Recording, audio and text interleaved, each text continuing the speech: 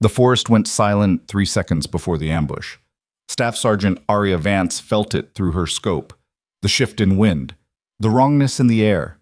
900 meters below, 12 operators moved through the kill zone, oblivious. Their commander had pushed her to the margins. Overwatch only. Leave the real fight to us. Now through thermal haze, she counted 14 hostiles encircling her team in a crescent formation. Machine gun nests, prepared fields of fire, a coordinated trap. Her radio crackled. Spectre, maintain discipline.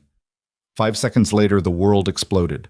Muzzle flashes tore through darkness, screams fractured the comms, dirt geysered around pinned bodies, and the commander who dismissed her was now bleeding out behind inadequate cover, his confident voice replaced by panic. 1 woman, 14 militants, no backup, 5 minutes. Before we dive into what happened on that ridge in Karash province, if you want to see how a soldier written off as a diversity hire turned a massacre into a masterclass, stay with me until the very end. Drop a like and comment your city so I can see how far this story travels. Now, let's go back to where it all began. The briefing room smelled like stale coffee and testosterone. Commander Grant Holloway stood at the front, laser pointer, dancing across satellite imagery of Karash province. Dense forest, elevation changes, known militant strongholds. Shadow Unit 7 sat in folding chairs, bodies relaxed but eyes sharp. These were Tier 1 operators. The best of the best. Men who'd seen things that never made it into official reports. The door opened mid-briefing. Arya Vance walked in, rucksack over one shoulder, ash blonde braid tucked tight beneath her ball cap. Ice-gray eyes swept the room once, cataloging faces, exits, threat assessment hardwired from a childhood in the Montana backcountry where hesitation meant hypothermia. 12 pairs of eyes tracked her. Holloway's jaw tightened. "You're late." "Flight from Bragg was delayed, sir. Weather." "I don't care about weather, Sergeant. I care about discipline." She nodded once, found a seat in the back, said nothing. Holloway returned to his briefing, but the room's energy had shifted. Whispers, glances. One operator, call sign Brutus, built like a fire hydrant with a neck tattoo, leaned toward his teammate. "That's the diversity attachment? Heard she's some kind of shooting prodigy. Montana raised. Range Queen doesn't mean field ready." Arya heard every word. Her expression didn't change. She'd heard it all before. "Tit," Holloway continued, pointer now tracing the target compound. "High-value target is Qasim Nazari. Former intelligence officer, now coordinating attacks across 3 provinces. Intel says he's holed up here." Tap on the screen. Abandoned Soviet-era facility, heavy forest cover, minimal road access. What's the catch? This from Reeves, the team's breacher. Scarred hands, calm eyes. The catch is he knows we're coming. Maybe not when, but he's got early warning systems, patrols, the works. We go in hard and fast, 20-minute operational window before reinforcements arrive. Exfil plan? 2 Blackhawks stage 12 clicks north. We secure the package, we're wheels up before they know we were there. Brutus raised a hand. What about Overwatch? Holloway's eyes flicked to the back of the room.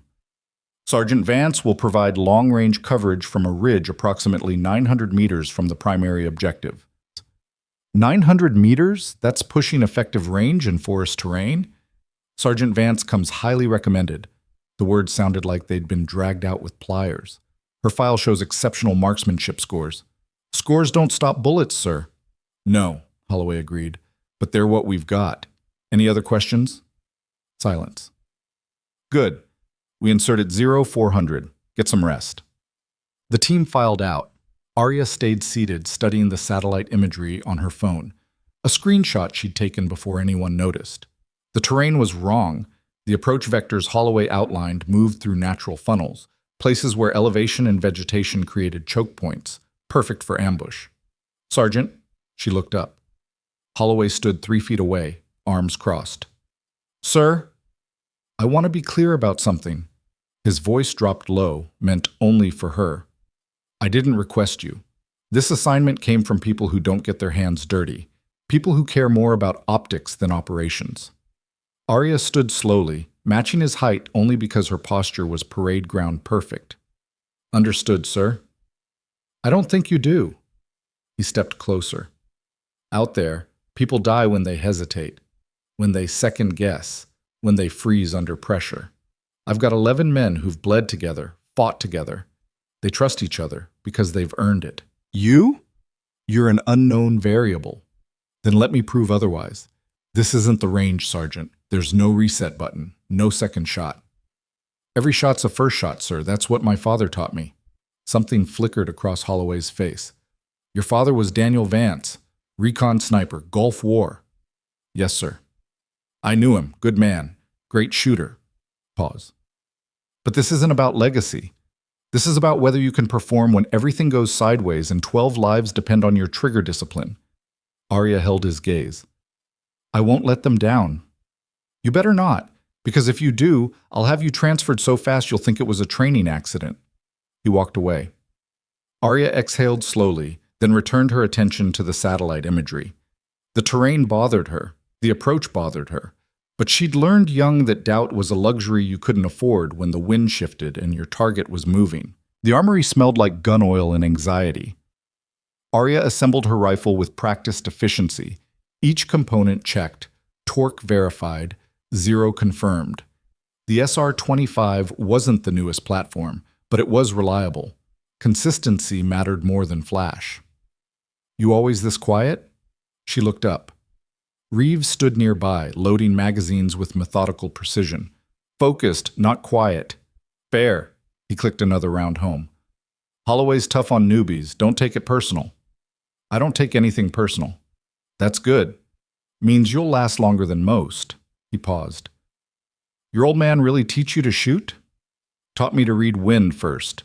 Said if you couldn't feel the environment, the rifle didn't matter. Smart man. He was. The word was hung in the air. Reeves didn't push. Across the room, Brutus and another operator, Cage, wiry and fast, were checking body armor. Brutus glanced over, caught Arya watching. Hey, Montana. She raised an eyebrow. That braid regulation? It's secure and functional. That's regulation enough. Cage smirked. She's got teeth. Let's hope she's got aim to match, Brutus replied. Not hostile, just measuring. Arya returned to her rifle. Let them measure. Numbers on a range only meant something when the range started shooting back. The helicopter's interior was red-lit chaos. Bodies packed tight, gear rattling, turbine scream making conversation impossible. Arya sat with her back against the bulkhead, rifle between her knees, watching the team through half-closed eyes. They moved with the easy confidence of men who'd done this 100 times, checking gear without thinking, trading fist bumps. Reeves said something that made Cage laugh, no sound audible, but the body language clear. Holloway sat opposite, eyes closed, lips moving slightly.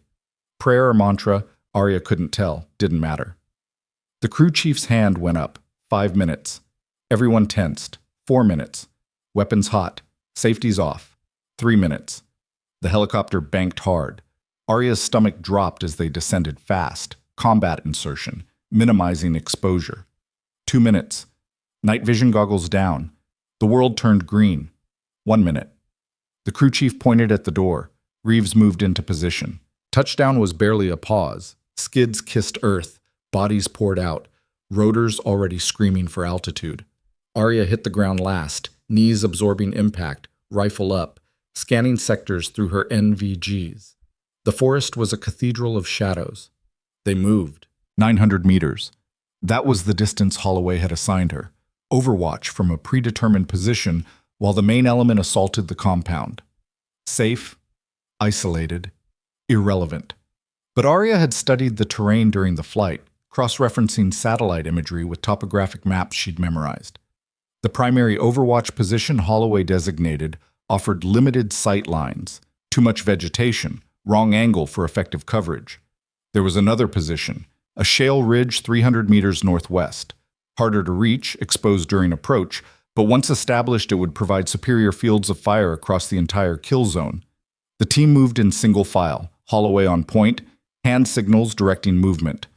Arya was positioned at the rear, standard for Overwatch, last in, first to peel off. 200 meters from the split point, Holloway raised a fist. Everyone froze. He made eye contact with Arya, pointed to a game trail leading east. Your position. Move quiet, set up, report ready. She keyed her radio once. Acknowledgement. But as the team continued south, she paused at the fork. East led to the position Holloway wanted. Northwest led to the ridge. 3 seconds of calculation. Then she went northwest. The terrain was brutal.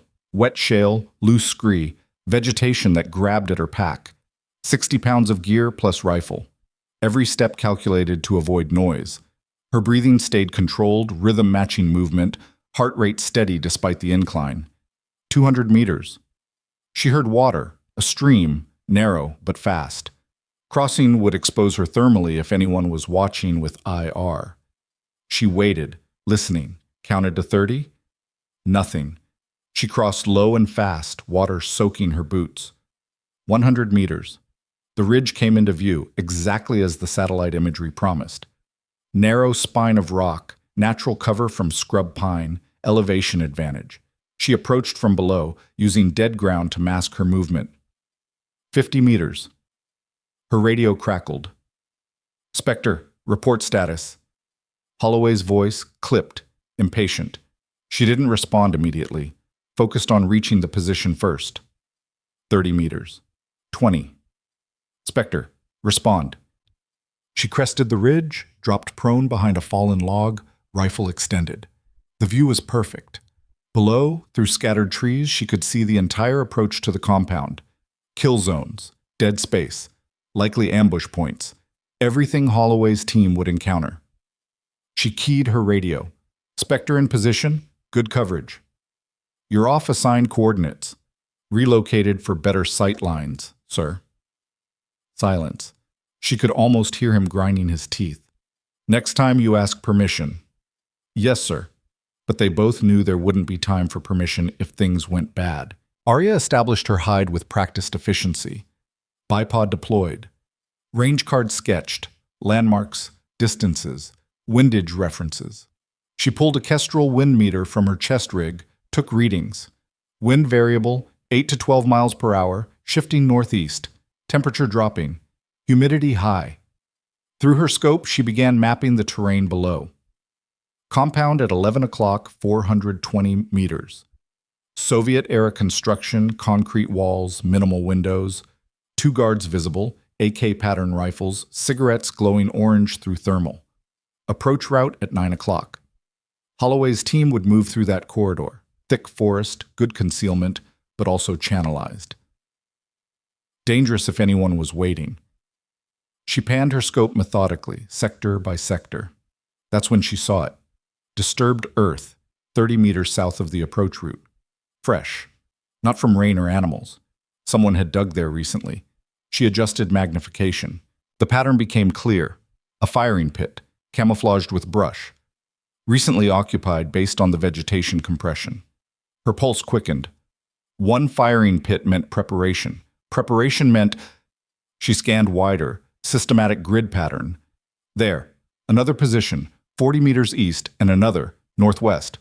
Her breath caught. They weren't random. They formed a crescent, a kill zone. Anyone moving down that approach would be caught in overlapping fields of fire from at least 3 positions, possibly more. She keyed her radio. Spectre to actual. Go ahead. I've got eyes on possible ambush positions along your route. Multiple prepared fighting positions, crescent formation. Spectre, maintain discipline. We've got this covered. Sir, I'm seeing fresh earth, camouflaged. Maintain. Discipline. Each word bitten off hard. We're 30 seconds from go. You provide overwatch. We handle ground operations. Clear? Arya stared through her scope at the kill zone taking shape. Clear, she said, but nothing about this was clear. Holloway's voice came through comms, calm and controlled. All elements, status check. One by one, the team reported ready. Spectre? Set, Arya replied. Her crosshairs rested on one of the guards outside the compound. Easy shot. 400 meters, minimal wind, stationary target. But that wasn't the threat. The threat was the invisible crescent waiting in the trees. On my mark, we moved to rally point Alpha. Fast and quiet. Reeves, you've got point. Brutus, tail. Questions? Silence. Good hunting. Mark. Through her scope, Arya watched them move. 11 shadows flowing through the forest, spacing perfect, discipline absolute. Professionals doing what they'd trained for, straight toward the kill zone. She panned back to the firing pits, still nothing visible. Whoever was waiting had discipline too. They'd let the team get close, let them commit. Then, movement, slight, just a ripple of fabric against bark, but her eyes were trained to catch the impossible. She adjusted magnification. There, a figure, prone, rifle aimed down the approach route. Waiting, she shifted her scope. Found another. And another. 12 hostiles, maybe more, all positioned to annihilate Holloway's team the moment they entered the funnel. Her finger moved to the radio transmit button, then stopped. Holloway had been clear. Maintain discipline. Don't interfere. He'd made his assessment, planned his operation, and her input wasn't welcome. But her father's voice echoed in her memory. Ego gets people killed. Pride is a luxury. When you see the wind shift, you don't ask permission to adjust. You adjust. Arya made a decision. 20 seconds until contact. The team moved through scattered pine, boots whispering over needles. Reeves on point, rifle up, scanning. Behind him, Cage covered right sector. Holloway center, coordinating. The rest spread in a loose wedge, professional and confident. They had no idea. Arya watched the hidden militants adjust positions. One checked his watch. Another whispered into a radio, coordinating. This wasn't opportunistic. This was planned. They'd been waiting. 15 seconds. She could stop this. One shot into the compound guards would alert the team, force them to recalculate. But it would also trigger the ambush early. And at 900 meters through forest, her ability to suppress 12 targets was no, not suppress. Eliminate. Her father's training surfaced like muscle memory. You don't fight fair. You fight complete. Control the battlefield or it controls you. 10 seconds. The team reached the funnel entrance. Reeves paused, hand up, checking something. His instincts were good. She could see him hesitate, sensing wrongness even if he couldn't articulate why. But Holloway waved him forward. 5 seconds. Arya's crosshairs settled on the militant commander. She could tell by his position, the way others oriented toward him. Eliminate the head, fracture the body. Basic doctrine. Her breathing slowed. Heart rate dropped. The world narrowed to scope picture, wind call, and brim calls and trigger pressure. 3 seconds. The team entered the kill zone. 2 seconds. The militants tensed. 1 second. Arya exhaled halfway and made peace with disobedience.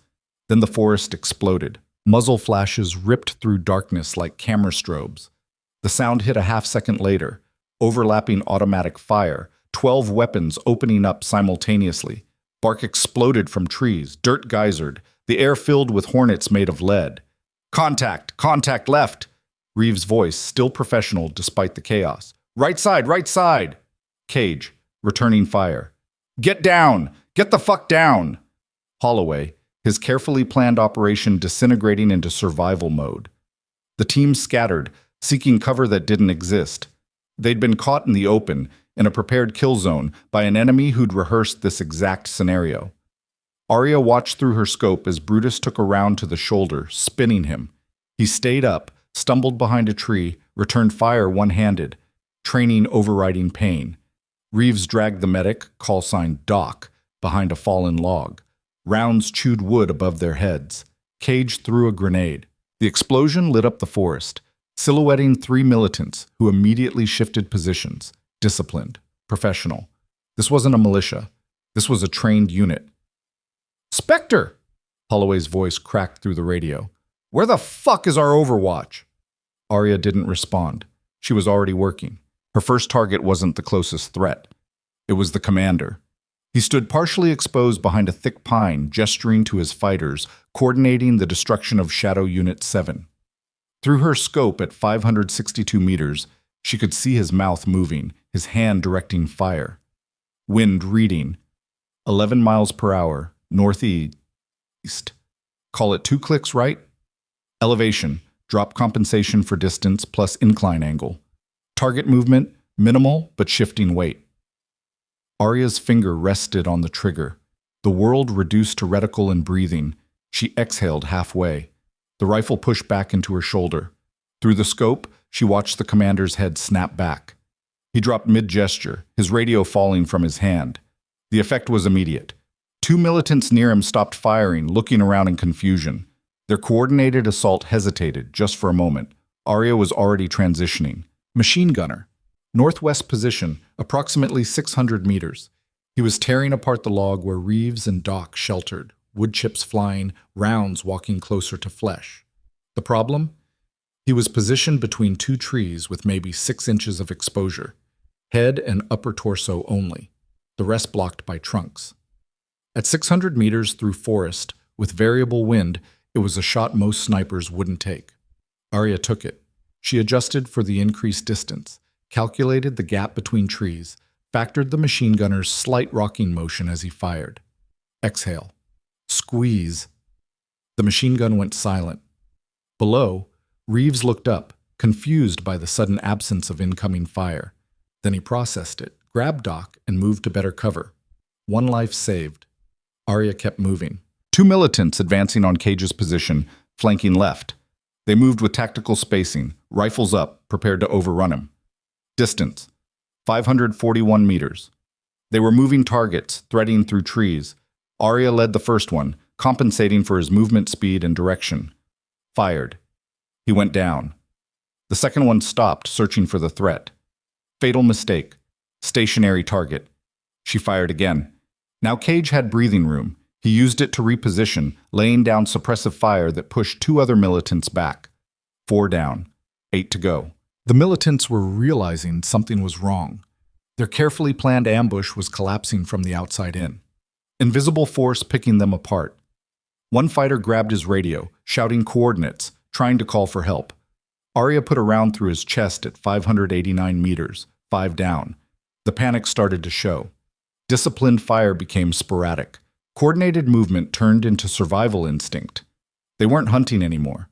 They were being hunted. Below, Holloway's team seized the initiative. With pressure relieved, they could maneuver. Reeves bounded forward with 2 operators. Cage flanked right. They were doing what they did best. Aggressive, violent, decisive. But they were still outnumbered. Arya kept them alive. A militant broke from cover, running toward a secondary position. Distance, 612 meters. Moving fast through trees. Arya tracked him, led him by 3 body lengths, squeezed. He tumbled mid-stride. 6 down. 2 fighters tried to lay down suppressive fire toward her ridge. They'd figured out the general direction. Rounds snapped through branches above her head. Close. Too close. She ignored them. Focused on the muzzle flashes, giving away their positions. Shot 7. Left shooter, 578 meters. Partially concealed. She aimed for center mass where the cover ended. He dropped. Shot 8. Right shooter, adjusting position. She caught him between heartbeats. The incoming fire stopped. 8 down, 4 remaining. Arya was scanning for the last 4 targets when her scope caught something that made her blood freeze. Muzzle flash. Different signature. Not automatic fire. Single shot. Precision rifle. And it was aimed at Doc, who was treating Brutus' shoulder wound behind inadequate cover. Enemy sniper. Hidden, elevated, patient. He'd been waiting for the chaos to settle, for targets to become stationary. Now he had one. Arya saw the flash and moved on, pure instinct. No time for wind calls or perfect math. She estimated distance at 640 meters, adjusted for elevation, and fired. Her round passed within inches of Doc's head. The enemy sniper's round hit dirt where Doc had been a heartbeat earlier, because Doc had flinched at the sound of Arya's bullet passing. Her round found the enemy sniper's position. Through her scope, she saw him slump forward. Doc looked up, pale, shaking. He'd just felt death pass his ear twice from opposite directions. But he was alive, 9 down. 9. The last 3 militants broke. Professionalism abandoned. They ran. One sprinted east trying to reach the compound. Arya tracked him through trees, waited for a gap in vegetation. Got it. Fired. He went down 30 meters from safety. 10. 2 left. They moved together, providing covering fire for each other, leapfrogging toward an exfil route. Smart, disciplined, even in retreat. Arya had to admire it. Then she killed them. The first one paused behind a tree to reload. She waited. He leaned out. She fired. 11. The last one realized he was alone. He froze, searching for options that didn't exist. Arya's scope found him crouched behind a fallen log, only a sliver of his head visible between twin trunks, maybe 4 inches of exposure, at 601 meters, with wind gusting. The wind shifted. She felt it on her cheek before the kestrel confirmed it, adjusted half a click right, exhaled, fired. 12. The forest went silent. For 3 seconds, nobody moved. The sudden absence of gunfire was deafening. Then Holloway's voice, shaky. Sound off. Casualties. One by one, the team reported. Brutus had a shoulder wound, painful but manageable. 2 others had minor shrapnel. Everyone else intact. Impossible. They'd been caught in a perfect ambush by a superior force in prepared positions. They should have been massacred. Spectre. Holloway's voice was different now. Report. Arya scanned the battlefield one more time through her scope. 12 bodies, no movement, threat eliminated. Threat neutralized, perimeter secure, recommend mission continuation. Her voice was steady, breathing even, like she'd just finished a training exercise instead of a 5-minute engagement that rewrote the tactical situation. Silence on the radio. Then, copy. All elements, prepare to move on objective. Spectre, maintain overwatch. But the tone had changed. The dismissiveness was gone. With the ambush force eliminated, the compound assault was almost anticlimactic. Reeves breached the door. The team flowed inside. Qasim Nazari was captured in his sleeping quarters, barely awake, still processing the distant sound of gunfire that had meant his protection force was being destroyed. 12 minutes from breach to package secured. Arya watched through her scope, covering angles, ready for reinforcements that never came. The militants' radio calls had been cut off too quickly. Nobody knew they were dead yet. Package secure. Moving to exfil. Holloway's voice, professional again, but she could hear something underneath. Questions he couldn't ask over open comms. The team moved out fast, Nazari zip-tied and hooded, being half-carried through the forest. They gave the ambush site a wide berth, nobody wanting to see what precision rifle fire did to human bodies at 600 meters. Arya waited until they were clear, then broke down her position with practiced efficiency. Policed her brass. Erased evidence of her presence. Moved. By the time she reached the exfil point, the helicopters were already inbound, rotors thundering through dawn light. Inside the Black Hawk, red cabin lights flickered over exhausted faces. Nazari sat restrained between 2 operators. Everyone else processed what had just happened. Brutus had his shoulder bandaged, arm in a sling, but he was staring at Arya with something like wonder. Doc kept touching his ear where her bullet had passed. Cage was reviewing helmet cam footage, rewinding and replaying, trying to understand the geometry of what she'd done. Holloway sat across from her, helmet in his hands, jaw working. Finally, he leaned forward. Had to raise his voice over the turbines. I misjudged you. Arya met his gaze, said nothing. You didn't just save us. You controlled the entire fight. 12 targets, 5 minutes. In conditions that would make most snipers pack up and call for air support. I executed, sir. It was more than execution. He paused. You repositioned without permission. You ignored my orders to maintain discipline. By every standard, you should be facing disciplinary action. Yes, sir. But you also prevented catastrophic loss. You turned an ambush into a victory. He trailed off, searching for words. You did what needed doing. Brutus spoke up, voice rough. She saved my life. I was pinned, taking fire from that machine gunner. Then he just stopped. Didn't understand why until later. Doc nodded. That shot passed my head. Heard it before I heard the enemy sniper fire. She shot him before he shot me. Reeves was watching Arya with professional assessment. How many rounds did you fire? 12? 12 shots. 12 targets. Yes. At what distance? 540 to 640 meters, variable wind, forest terrain. The helicopter banked. Someone whistled low. Cage looked up from his helmet cam. I've been watching the footage. We never saw them. Never knew they were there until they opened up. How did you Terrain analysis, Arya interrupted. Satellite imagery showed disturbances consistent with prepared positions, fresh earth, vegetation patterns. Once I had the elevated position, I could see what you couldn't. Holloway stared. You planned that before we inserted. I assessed probabilities and chose to ignore my direct orders based on those probabilities. Yes, sir. He should have been furious, should have been tearing into her for insubordination. Instead, he laughed, bitter, exhausted, genuine. Your father would be proud. Something flickered across Arya's face. He taught me that pride is a luxury. Results are what matter. Results. Holloway nodded slowly. Yeah, results.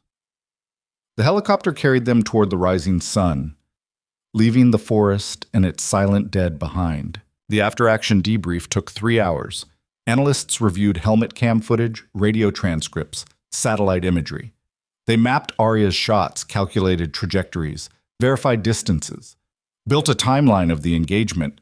What emerged was a textbook case in advanced precision warfare, the strategic repositioning that gave her superior sight lines. The target prioritization, commander first to break coordination, then the greatest threats to pinned teammates. The shot discipline, 12 rounds, 12 kills, no wasted ammunition. The environmental reading that let her adjust for wind, distance, and vegetation in real time. The risk assessment that made her ignore orders she knew were wrong. One analyst, gray-haired veteran of 3 wars, looked at the data and said simply, "This is the future of battlefield precision. One properly positioned, highly skilled operator controlling the entire tactical situation." Holloway sat in the back of the briefing room listening. When it ended, he approached Arya in the corridor outside. "Walk with me." They moved through the compound in silence. Morning sun already brutal, heat radiating off concrete. Finally, "I need to apologize." Arya glanced at him. "Sir?" "I called you a diversity attachment. Thought you were a political appointment. Someone's quota. I was wrong. You made an assessment based on available information. I made an assumption based on prejudice." His jaw tightened. "I'm better than that. Should be, anyway." They walked past the motor pool, the sound of diesel engines and shouted instructions filling the air. "Your father told me something once," Holloway said. "We were in Iraq, 2003. I was young, cocky, thought I knew everything. We were planning an op and I dismissed his input because he was just a sniper, not an officer, not tactical command." He stopped walking. He pulled me aside and said, "Rank gives you authority. Competence earns respect. Don't confuse the two." Holloway looked at her. "I confused them. With you. I saw sergeant stripes and a woman and made assumptions that almost got my team killed. But they didn't die," Arya said quietly. "That's what matters. Because you were better than my prejudice, better than my orders." He extended his hand. "Thank you." She shook it. "Just did my job, sir." "No, you did it right. There's a difference." The official report was filed. Sanitized, classified, stripped of anything that might compromise operational security. But inside the special operations community, word spread fast. The sniper who'd turned an ambush into a precision demonstration, 12 for 12 at 600 meters through forest, saved an entire team through independent action and superior skill. Arya noticed the change immediately. Operators who'd ignored her now nodded in corridors, asked questions about wind reading, position selection, range estimation. Brutus invited her to the team's informal dinner, their way of saying she'd earned her place. She declined politely, not out of spite, just preferred solitude. But Reeves found her at the range 3 days post-mission, running drills. "Mind if I watch?" She shrugged. "Free country."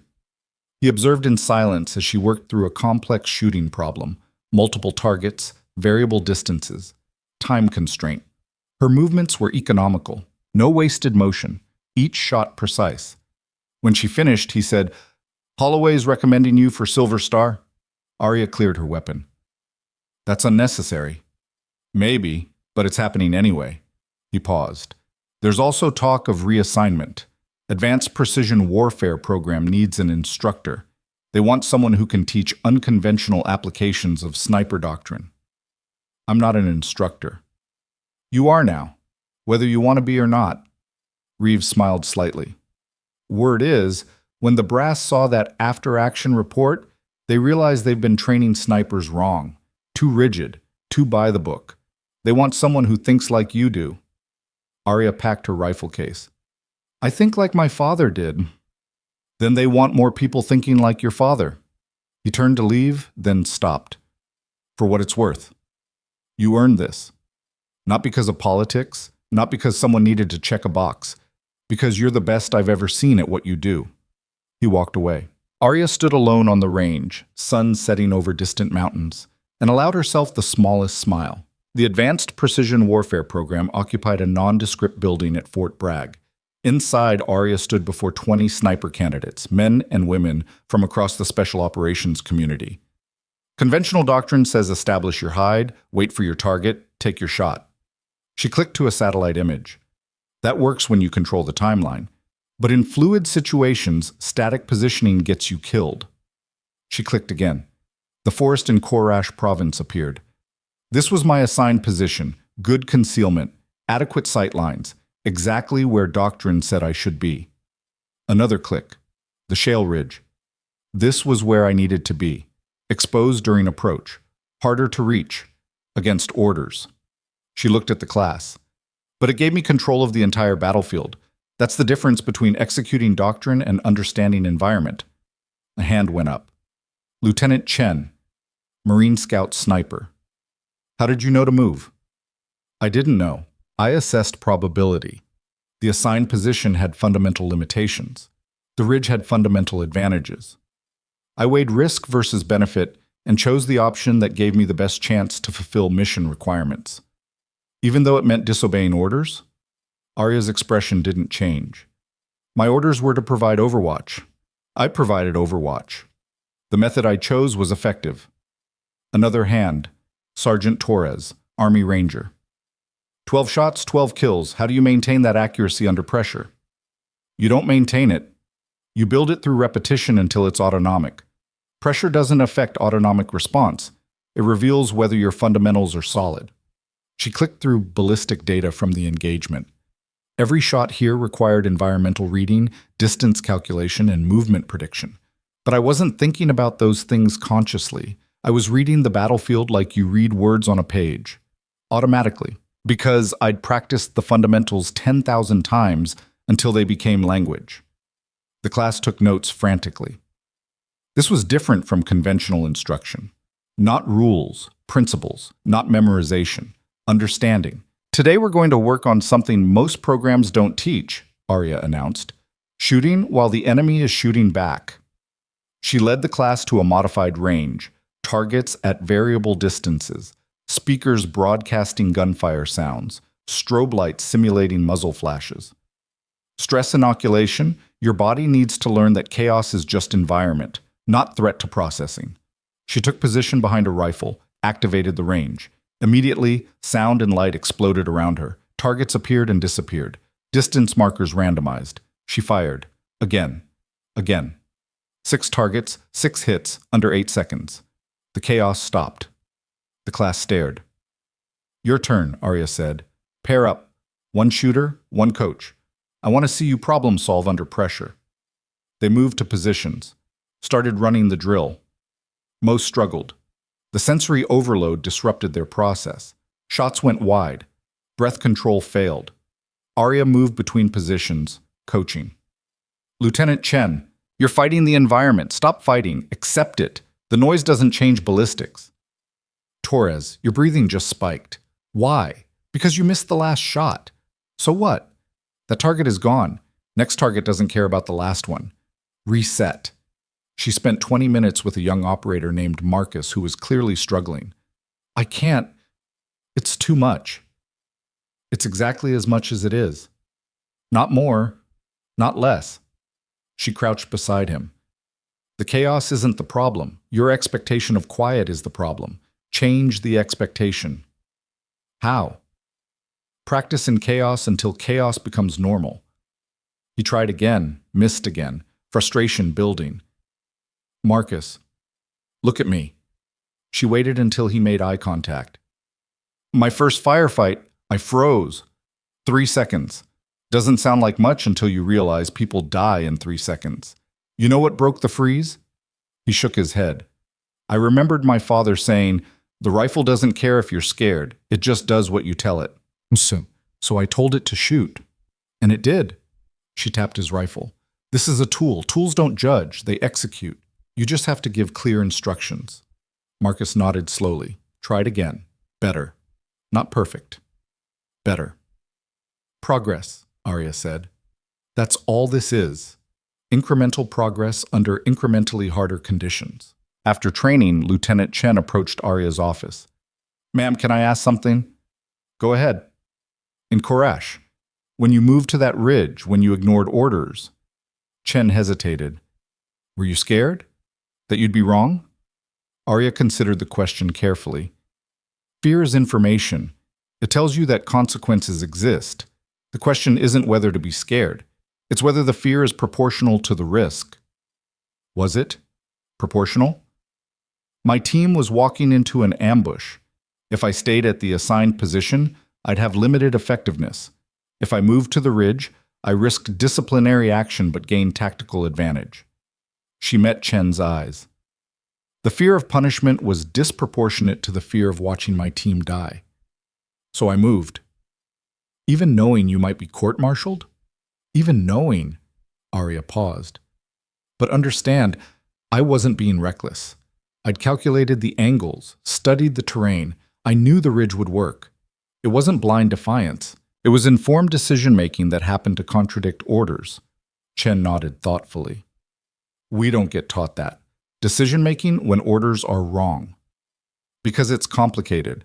Most of the time, orders are correct and following them is right. But sometimes, Arya trailed off. Sometimes you have to trust your assessment over authority. That's not something you can teach with a manual. How do you know when it's sometimes? Experience, judgment, willingness to accept consequences. She smiled slightly. And being right helps. Chen laughed. Yes, ma'am. Being right definitely helps. Commander Holloway appeared at the training facility unannounced 6 months after Korash.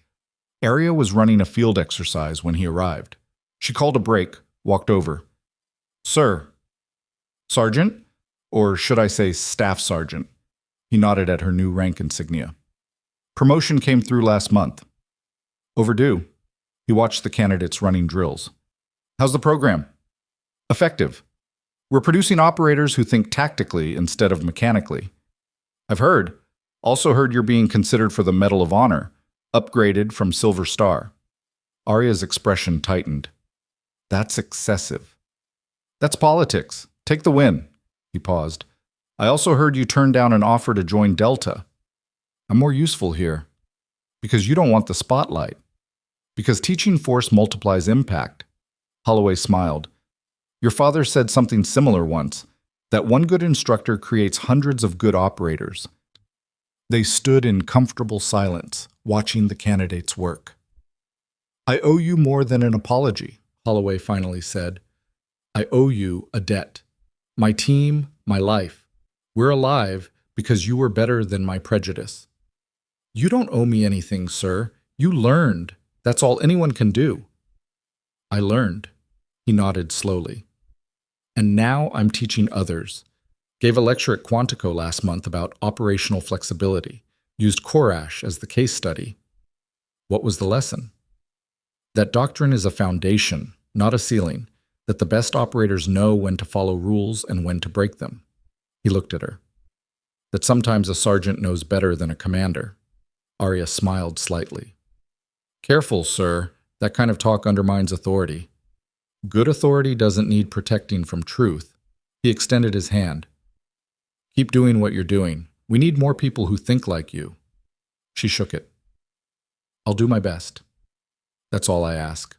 He left.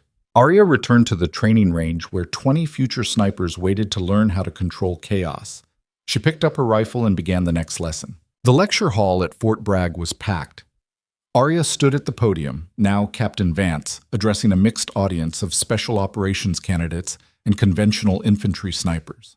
Behind her, a screen displayed ballistic data, satellite imagery, and tactical overlays from dozens of operations influenced by her methodology. Precision warfare isn't about perfect shots, she said. It's about perfect integration between shooter, environment, and mission requirements. When those three elements align, distance becomes irrelevant. She clicked to a new slide, the ridge in Karash province. 5 years ago, I made a decision that violated orders but fulfilled mission intent. That distinction matters. Orders are tactical implementation. Mission is strategic objective. Sometimes they conflict. Your job is to recognize when. A hand went up. Young lieutenant, fresh-faced. Ma'am, how do we know when to trust our judgment over our commanders? You earn that trust through competence. You validate it through results, and you accept consequences regardless of outcome. She paused. But first, you build fundamentals so solid that your judgment is worth trusting. Another hand. What if we're wrong? Then you own it, learn from it, improve. Arya's expression was serious. But being wrong while trying to save lives is different from being wrong because you didn't care enough to try. Intent matters. The lecture continued for 90 minutes. Questions about wind reading, position selection, stress management, ethical decision-making under pressure. Finally, a question from the back. Captain Vance, in Korash, when you took those 12 shots, were any of them lucky? The room went silent. Arya considered the question carefully. Luck is when preparation meets opportunity. I'd prepared my entire life for that moment. The opportunity arrived. I executed. She met the questioner's eyes. But was I fortunate that the wind didn't shift at the wrong second? That a branch didn't deflect around? That my rifle functioned flawlessly under stress? Yes, absolutely. Anyone who tells you luck isn't a factor in combat is lying. So how do we account for luck? By controlling everything you can control. Fundamentals, equipment, training, mental preparation, tactical positioning. You control those perfectly, and you minimize what's left to chance. She smiled slightly. And then you hope. The lecture ended to applause. Afterward, a group of candidates approached with questions. Arya answered each one patiently, sharing knowledge her father had given her, refined through experience and blood. This was her mission now, not pulling triggers, building trigger pullers. Force multiplication through education. Her father would approve. That evening, Shadow Unit 7 gathered at a bar in Fayetteville. They did this twice a year, the survivors of dozens of operations bound together by shared violence and trust earned in darkness. Arya had been invited every time, usually declined. Tonight she walked through the door. The reaction was immediate. Brutus stood, shoulder long healed but still carrying the scar. Reeves raised his glass. Cage actually whooped. Holloway, now Lieutenant Colonel Holloway, smiled from a corner booth. She made her way over. Look who decided to be social, Brutus said, pulling her into a one-armed hug. Don't get used to it. Doc slid a beer across the table. To Spectre, who saved our asses and made us famous. I didn't make you famous. I kept you alive. You made yourselves famous. Semantics, Cage said. We'll take it either way. They drank, told stories, laughed at jokes civilians wouldn't understand. At one point, Reeves leaned close. Heard they're making you a major. True? Board results aren't public yet. That's not a denial. Arya smiled. No, it's not. Good. We need people like you making decisions above tactical level. I'm more effective at tactical level. You're effective everywhere. That's the problem. He clinked his bottle against hers. Just promise me something. What? When you're running this whole circus someday, and you will be, don't forget what it's like out here, where decisions aren't theoretical. I won't forget, Arya said quietly. Impossible to forget. Later, as the night wound down, Holloway walked her outside. Thank you for coming, he said. Means a lot to the team. They're good people. They're alive people. Because of you. He paused. You know what the biggest change in my career has been since Korash? What? I listen now to everyone, regardless of rank or background, because the person with the critical insight might be the one everyone's dismissing. He looked at her. You taught me that? I didn't teach anything. You learned it. Maybe, but you created the conditions for learning. He smiled. That's what good instructors do. They stood in the parking lot, North Carolina night warm and humid around them. I'm retiring next year, Holloway said. 25 years, time to make room for the next generation. You've got more to give. Maybe, but I'd rather leave while I'm still valuable than stay until I'm a liability. He extended his hand one final time. It's been an honor, Captain. She shook it. Likewise, sir. One more thing. He reached into his jacket, pulled out a small box. This was your father's. Found it when I was going through old gear. Thought you should have it. Arya opened it. A compass. Brass, worn, but still functional. On the back engraved, True North isn't on the compass. It's in the heart. DV. Her throat tightened. He gave this to me in Iraq, Holloway said. Told me that when I didn't know which way to go, I should check my heart before I checked the map. I think he'd want you to have it now. Arya closed the box carefully. Thank you. Thank you for everything. He walked back inside. She stood alone with her father's compass and the weight of legacy that came with it. Then she got in her truck and drove toward whatever came next. The training facility was quiet at 600. Arya walked the range alone, checking targets, verifying distances, preparing for another day of turning raw candidates into precision operators. The sun rose over distant mountains, painting everything gold. She thought about the path that led here, the doubt, the dismissal, the moment in Korash when everything could have gone wrong, the 5 minutes that changed a career, the years since teaching others to recognize their own moments. Her radio crackled. Captain Vance, you've got candidates arriving in 30. Copy, I'm ready. She picked up her rifle, the same SR-25 from Korash, maintained perfectly, still reliable, and moved to the first firing position. The candidates would arrive soon, eager, nervous, uncertain. She'd been there once, standing at a distance, watching others fight, wondering if she'd ever get the chance to prove herself. Then the chance came, and she'd been ready. That's what she taught now. Not marksmanship, readiness. The capacity to recognize opportunity and execute perfectly when it appeared, because the world would always doubt, always underestimate, always place obstacles between potential and achievement. The question wasn't whether doubt existed, it was whether you let it define you. Arya Vance had answered that question on a shale ridge in Korash province, with 12 shots, 5 minutes, and precision that turned doubt into irrelevance. Now she helped others find their own answers, one shot at a time. The candidates arrived, young faces, uncertain eyes, the same hunger she'd once carried. She smiled slightly and began the day's first lesson. Welcome to Advanced Precision Warfare. Before we discuss equipment or technique, I want to tell you about a night in a forest 5 years ago when everything doctrine taught proved insufficient, and the only thing that mattered was deciding who you were under pressure. The story began again. The legacy continued. And somewhere in the Montana backcountry, a retired reconnaissance sniper looked at stars and smiled, knowing his daughter had found her true north. The lecture ended precisely at 900.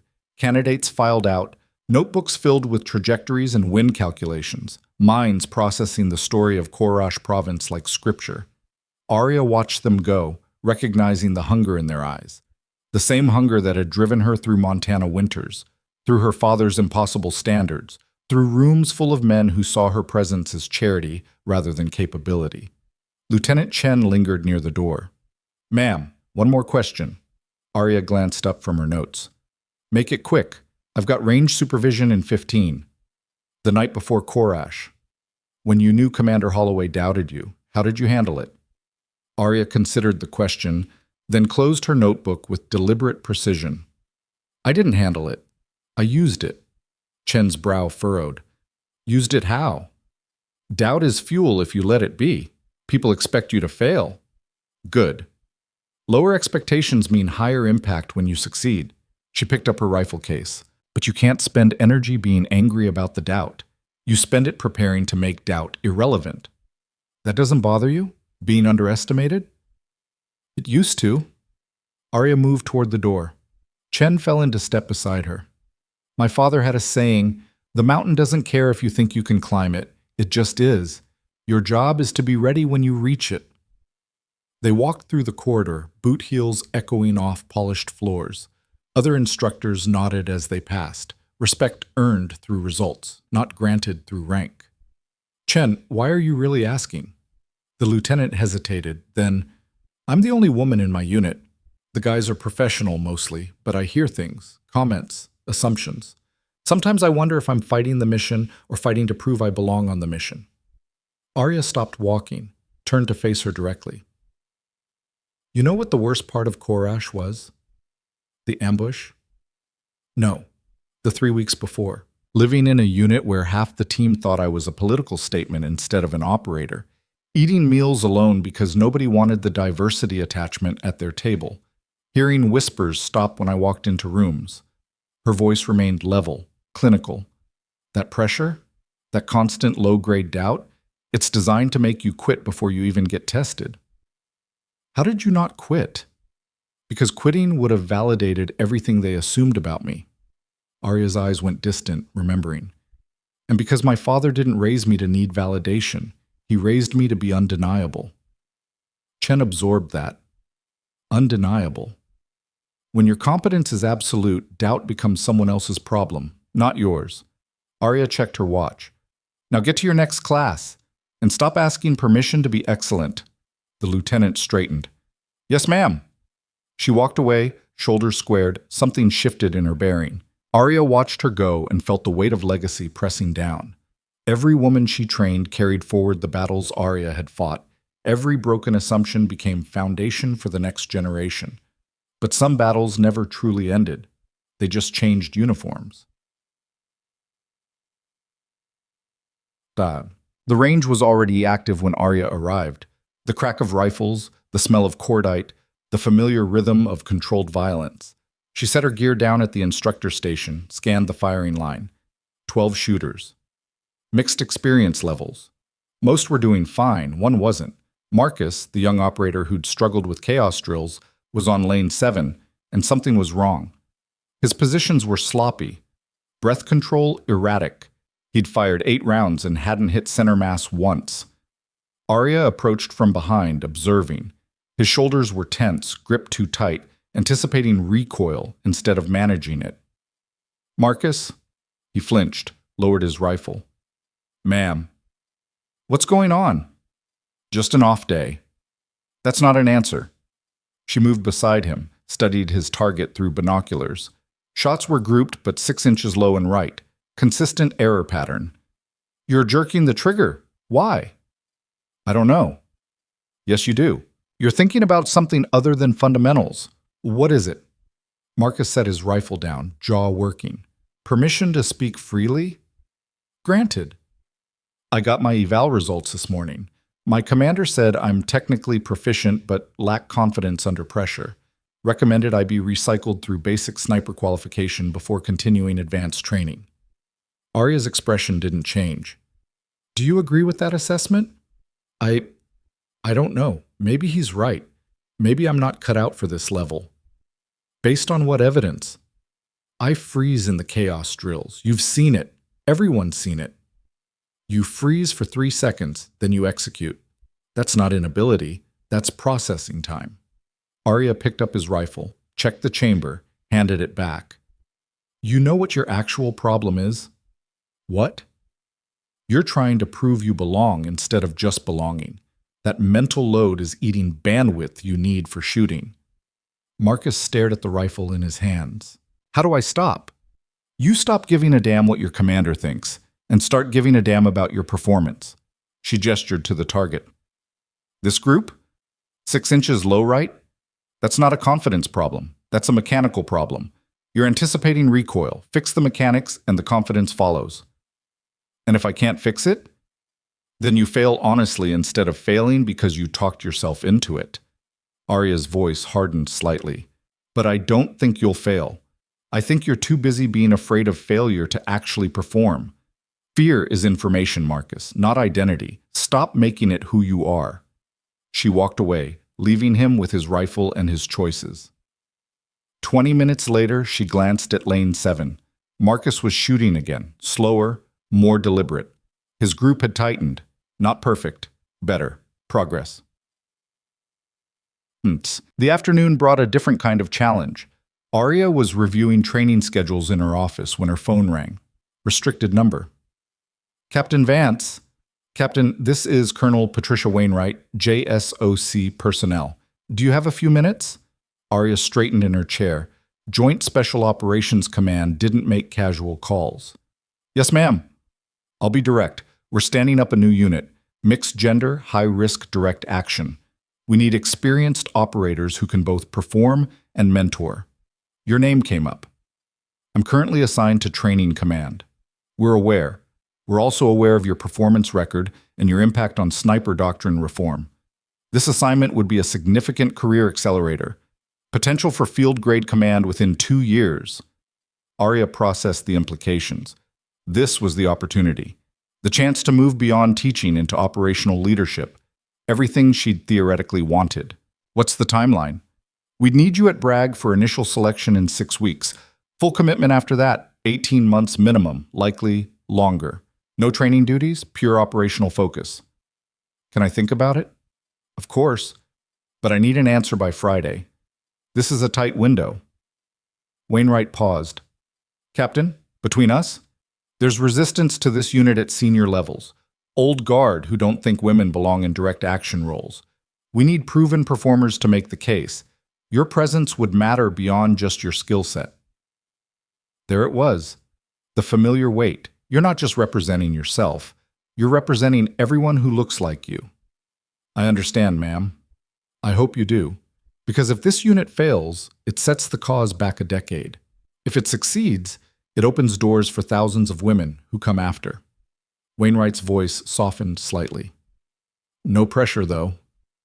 Arya almost laughed. No pressure. Just the weight of systemic change riding on her decision. I'll have an answer by Friday. Good. I'll send the formal package via secure channels. Read it carefully. This isn't a training evolution, Captain. This is the sharp end. The call ended. Arya sat in silence, staring at training schedules that suddenly felt less important. The choice was clear in theory. Stay teaching, impacting hundreds of operators indirectly, or return to operations, making the case through direct action that women belonged in combat roles. But theory never captured the complexity. Her phone buzzed. Text from Holloway. Heard JSOC called. We should talk. How did he already know? She typed back. Tomorrow. Coffee. 6:30. Response came immediately. I'll bring the difficult questions. Looking forward to it. She set the phone down and turned to the window. Outside, candidates ran drills in fading light, their movements sharp, purposeful, built on foundation she'd helped lay. The question wasn't whether she could leave. It was whether she should. Bumsam. The next morning arrived cold and gray. Arya met Holloway at a diner off post, the kind of place where coffee came in chipped mugs and the waitress knew everyone's order.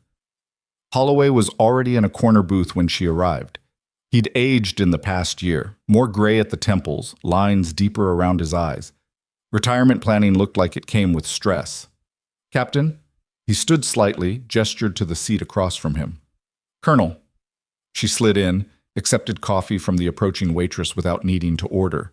They sat in silence until the waitress left. Patricia Wainwright is persistent, Holloway said finally. Also politically savvy. She knows exactly what buttons to push. She made a compelling case. I'm sure she did. New unit, career acceleration, chance to prove women belong in Tier 1 spaces. He sipped his coffee. All true. Also incomplete. What's the rest?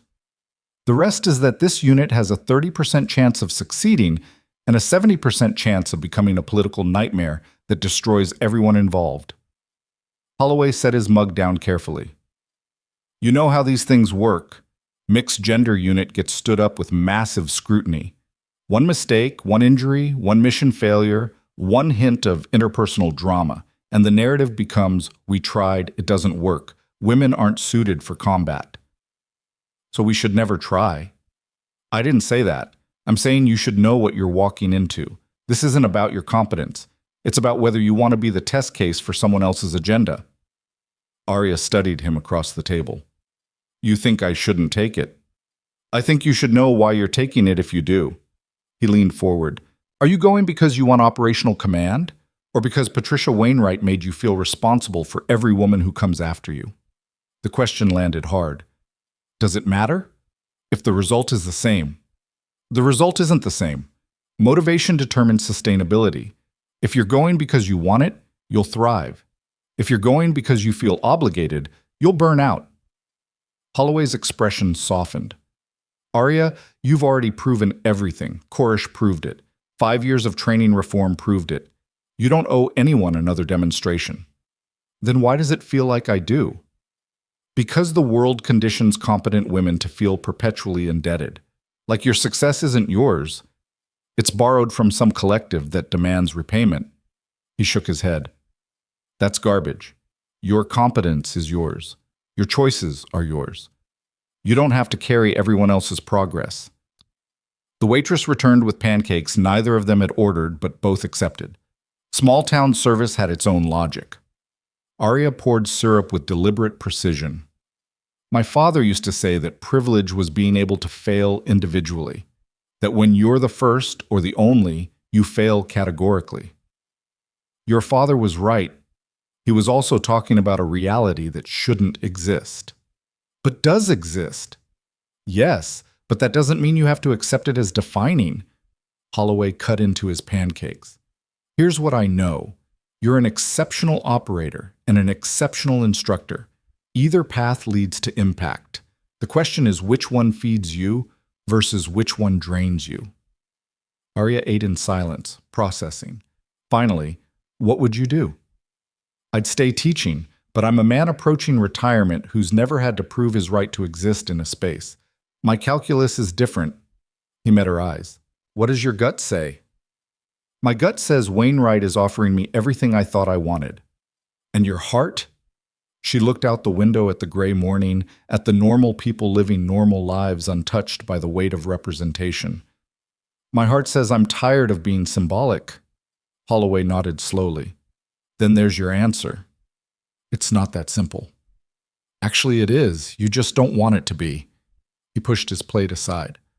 Arya, you've spent 5 years teaching operators to trust their judgment under pressure. Maybe it's time to trust your own. The rest of the week passed in a blur of training schedules and internal debate. Arya ran drills, taught classes, supervised qualifications. On the surface, everything normal. Underneath, the decision gnawed at her. Friday arrived. She had until 1700 to give Colonel Wainwright an answer. At 1400, she was on the range supervising advanced movement drills when her radio crackled. Captain Vance, you've got a visitor at the main gate. Lieutenant General Raymond Keller. Arya's hand tightened on the radio. Keller was the JSOC commander. 2 stars. The man who ultimately controlled special operations assignments across all branches. He didn't visit training facilities. Copy. Tell him I'll be there in 10. She handed supervision to her assistant instructor and moved fast to the gate, mind racing. Keller's presence meant something had shifted. You didn't send a 2-star for a routine check-in. He was waiting in the security office, dressed in ACS, no entourage. That was deliberate. This conversation was meant to be private. Sir, Arya saluted. Keller returned it casually. Captain Vance, walk with me. They exited the building, moved toward the empty parade ground. Late afternoon sun cast long shadows. I'll skip the pleasantries, Keller said. Patricia Wainwright called you, made her pitch. You haven't responded. I have until 1700, sir. You do, but I wanted to provide additional context before you decide. He clasped his hands behind his back, parade ground posture. This unit Wainwright is building. It's politically motivated. Secretary of Defense wants to demonstrate progress on gender integration, wants photo ops and success stories. With respect, sir, that doesn't make the mission invalid. Agreed. But it makes the mission complicated, because if you succeed, politicians take credit. If you fail, operators take blame. He glanced at her. You've already lived this, Koresh Province. You performed brilliantly, and the narrative still framed you as a diversity experiment who got lucky. Arya's jaw tightened. I'm aware, sir. I'm sure you are. What you might not be aware of is that I fought to keep that narrative out of official reports. Spent political capital making sure your after-action analysis focused on tactical brilliance, not gender politics. He stopped walking, turned to face her directly. I did that because you deserved credit for what you accomplished, not for what you represented. Why are you telling me this? Because if you take Wainwright's offer, I won't be able to protect you the same way. The unit will be under intense scrutiny, every decision analyzed, every mistake magnified. You'll be performing for an audience that wants you to fail so they can prove their point. And if we succeed despite that, then you'll have advanced the cause significantly, opened doors, changed minds. Keller's expression was unreadable. But at what personal cost? You'll spend 2 years under a microscope representing everyone except yourself. Is that the career you want? Arya studied the 2-star general who'd apparently been running interference for her without her knowledge. Sir, what do you want me to do? I want you to make the choice that's right for you, not the choice that's right for politics or optics or legacy. He paused. But if I'm being honest, I want you to stay in training command. You're reshaping how we develop snipers. That impact compounds over decades. The other path? It's higher visibility, but potentially shorter duration if things go sideways. You think the unit will fail? I think it has significant structural challenges and insufficient institutional support. Wainwright is brilliant, but she's fighting cultural resistance that runs deep. Keller sighed. Look, 5 years ago, you proved women can perform at Tier 1 level. That case is closed. The question now is whether you want to spend 2 years reproving it for people who've already made up their minds. The parade ground was empty except for them and the weight of decisions that rippled beyond individual lives. I appreciate the context, sir. But you're still undecided. I'm considering all factors. That's what makes you good at this job. You don't react emotionally. He checked his watch. I've got a flight in 90 minutes. Whatever you decide, you'll have my support. But you should know, the training program needs you more than the new unit does. Wainwright can find operators. She can't find another you. He saluted, turned, walked away. Arya stood alone on the parade ground, watching shadows lengthen across empty asphalt. 2 hours until decision time. Her phone buzzed. Text from Lieutenant Chen. Just qualified expert on chaos drills. Thank you for pushing me. Then another from Marcus. Passed my reevaluation. Commander retracted his recycling recommendation. And another from a former student now deployed overseas. Used your movement doctrine in Helmand last week. Saved 3 lives. Can't say more, but thank you. The messages kept coming. Small victories, quiet impacts. Lives changed through teaching rather than doing. She thought about Korish Province, about the high of perfect execution under impossible pressure, about the clarity that came from trigger squeeze and ballistic solution. Then she thought about 5 years of watching students transform, of breaking assumptions, of building competence that rippled outward through hundreds of operators who'd never met her but carried forward her methods. Different kinds of impact, different kinds of legacy. She checked the time, 16:30, 30 minutes left. She pulled out her phone, composed a message to Colonel Wainwright, stared at the blank screen. Her father's compass was in her desk drawer, back in her office. The inscription ran through her mind. True north isn't on the compass, it's in the heart. What was her true north? Proving people wrong through direct action? Or making proof irrelevant through systematic change? She typed the message, read it twice, and hit send before she could second guess. The response came within minutes. Arya exhaled slowly, feeling something settle in her chest. Not relief exactly. Certainty. She walked back toward the training facility as sunset painted the sky orange and gold. Tomorrow there would be students, drills, lessons, the slow, unglamorous work of building excellence one operator at a time. It wasn't the sharp end, but maybe it was something better. The following Monday brought a surprise visitor to the training facility. Arya was conducting a marksmanship fundamentals review when her assistant interrupted. Ma'am, you've got someone in your office, says it's urgent. She handed off the class and headed back, mind running through possibilities. Keller following up, Wainwright pushing back on her decision. The woman in her office was neither. Colonel Sarah Chen, no relation to Lieutenant Chen, stood by the window, Marine Corps uniform crisp, 2 silver oak leaves gleaming. She turned as Arya entered. Captain Vance? Colonel, I wasn't expecting... I know, this is unofficial. Chen's bearing was parade ground perfect, but something in her eyes suggested this wasn't a standard command visit. Close the door, please. Arya complied, instincts prickling. What's this about? I'm here because 6 months ago, one of your students, Corporal David Torres, deployed to Syria with my unit.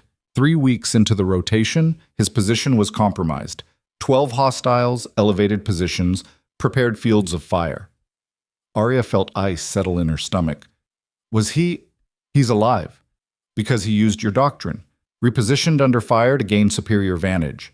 Eliminated 11 targets before the 12th retreated. Saved 4 Marines, including himself. Chen's expression was carefully neutral. The after-action report reads like a case study. His commanding officer asked where he learned to think tactically instead of mechanically. Torres said a captain at Bragg taught him that doctrine is foundation, not ceiling. He did good work then. He did impossible work. The kind of work that gets people recommended for Bronze Stars. Chen moved from the window, stood directly in front of Arya. But here's the part that bothers me, Captain. When I read the report, I saw your fingerprints all over his decision-making.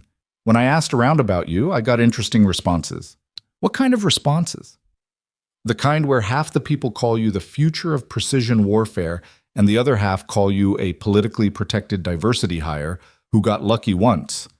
Chen's voice was measured, clinical. I'm here because I want to know which version is true. Arya met her gaze steadily. Does Torres's performance answer that question? It answers whether your teaching is effective. It doesn't answer whether you can still execute under pressure or whether Korash Province was an outlier. The challenge hung in the air between them. With respect, ma'am, why does that matter? I'm in training command. My execution days are behind me. Are they? Chen pulled a folder from her briefcase, set it on Arya's desk. Because I have a problem, Captain. I've got a high-value target in the Levant. Stationary, predictable pattern, heavily guarded. My scout snipers say the shot is possible, but the margin of error is non-existent. Wrong wind call, wrong distance calculation, and we alert the target instead of eliminating him. Arya didn't touch the folder. You want consultation? I want you. I'm not operational anymore. Then get operational. Temporary assignment. 2 weeks prep, 1 week in theater, 1 week debrief. You make the shot, we extract, you're back teaching before the semester ends. Chen's expression hardened. This target is coordinating attacks that are killing American service members. My people can probably get him. You can definitely get him. Math is simple. The math is never simple. No, but the mission is clear. Chen tapped the folder. Read the brief. Think about it. I need an answer in 48 hours. Colonel, I just turned down a JSOC assignment specifically because I want to focus on training. I know. Patricia Wainwright and I are friends, she told me. Chen moved toward the door, paused. But there's a difference between proving yourself through politics and serving the mission because you're the best option. This isn't about optics, Captain. This is about saving lives. She left. Arya stared at the folder on her desk like it was a live grenade. She'd made her choice, committed to teaching, found peace with that decision. Now here was the mission, pulling her back. She opened the folder. The target profile was comprehensive. Khalid Yassin, former intelligence officer turned terrorist coordinator, operating from a compound in the Euphrates Valley. Pattern of life analysis showed he appeared on a specific balcony every morning at 6:20 for exactly 4 minutes. The shot data made her breath catch. 1,247 meters. Variable crosswinds. Urban terrain with thermal distortion. Success window measured in seconds. She flipped through the file. Satellite imagery. Topographic maps. Previous attempt logs showing 3 failed missions. Her mind was already calculating trajectories, wind compensation, hide positions. Then she caught herself. This was the trap. The seduction of the mission. The clarity of ballistic solutions versus the ambiguity of teaching. She closed the folder, but she didn't file it away. That evening, Arya sat in her apartment. Sparse furniture, functional layout, nothing decorative except a single photo of her father in his Marine Corps uniform. The folder lay unopened on her coffee table. She stared at it while dinner went cold. Her phone rang. Holloway. You heard, she said without preamble. Sarah Chen is not subtle. Half of Bragg knows she's trying to recruit you for a direct action mission. I haven't decided anything. But you're thinking about it. Otherwise, you would have refused immediately. His voice was calm, not judgmental. Want to talk through it? I told Wainwright no specifically because I wanted to focus on teaching. Taking Chen's offer contradicts that. Does it? Or does it demonstrate that teaching and operating aren't mutually exclusive? They are when the mission could get me killed and leave the training program without leadership. That's risk assessment, not contradiction. Holloway paused. What does your gut say? Arya picked up the folder, ran her fingers along the edge. My gut says I can make this shot. That the mission is righteous. That American lives are at stake. And your head? My head says I've already proven what I need to prove. That going back to operations is regression, not progression. That I have more impact teaching 100 snipers than being one sniper. Both things can be true. Not simultaneously. Why not? Holloway's voice gained intensity. Arya, you've built a training doctrine around adaptability, around recognizing when the mission requires deviation from the plan. Maybe this is that moment. Or maybe this is ego, missing the adrenaline, missing the simplicity of target and trigger. You think taking a shot at 1,247 meters in hostile territory is simple? Simpler than shaping institutional change, simpler than fighting cultural resistance, simpler than watching students struggle and not being able to do it for them. She set the folder down. In the field, I control outcomes. In the classroom, I influence probabilities. The first is satisfying, the second is important. Silence on the line. Then, you're not wrong, but you're also not considering the third option, which is that you do both. You take the mission, execute perfectly, return to teaching with renewed credibility. Prove that instructors aren't just theorists, they're operators who choose to multiply force through education. The idea settled into her mind like a targeting solution clicking into place. That's rationalization. Maybe, or maybe it's integration. You've spent 5 years building a reputation as a teacher. One mission doesn't erase that, it enhances it. Holloway's tone shifted. But here's what really matters. Are you avoiding the mission because you genuinely believe teaching is more important, or because you're afraid of failing and validating everyone who said courage was luck? The question hit like a punch. Arya sat in silence, confronting the truth she hadn't wanted to examine. I don't know, she admitted quietly. Then figure it out. Because fear-based decisions create regret. Mission-based decisions create purpose. He paused. You've got 48 hours. Use them. The call ended. Arya opened the folder again, studying the satellite imagery with professional detachment. Khalid Yassin. 4 minutes of exposure. 1,247 meters. Variables.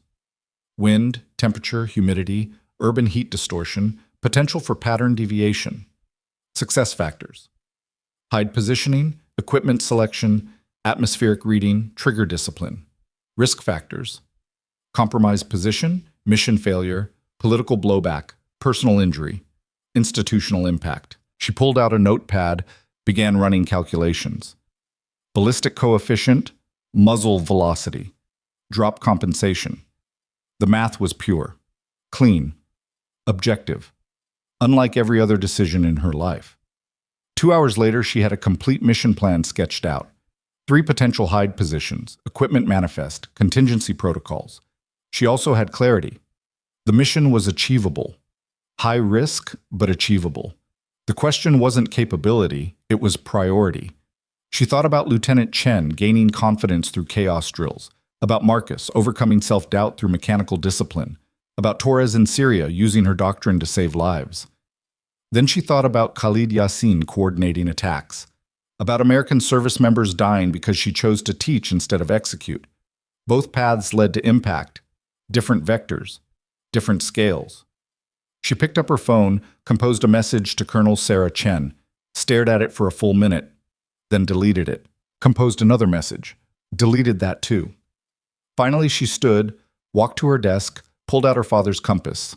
True north isn't on the compass, it's in the heart. She held the worn brass in her hands, feeling the weight of legacy and choice.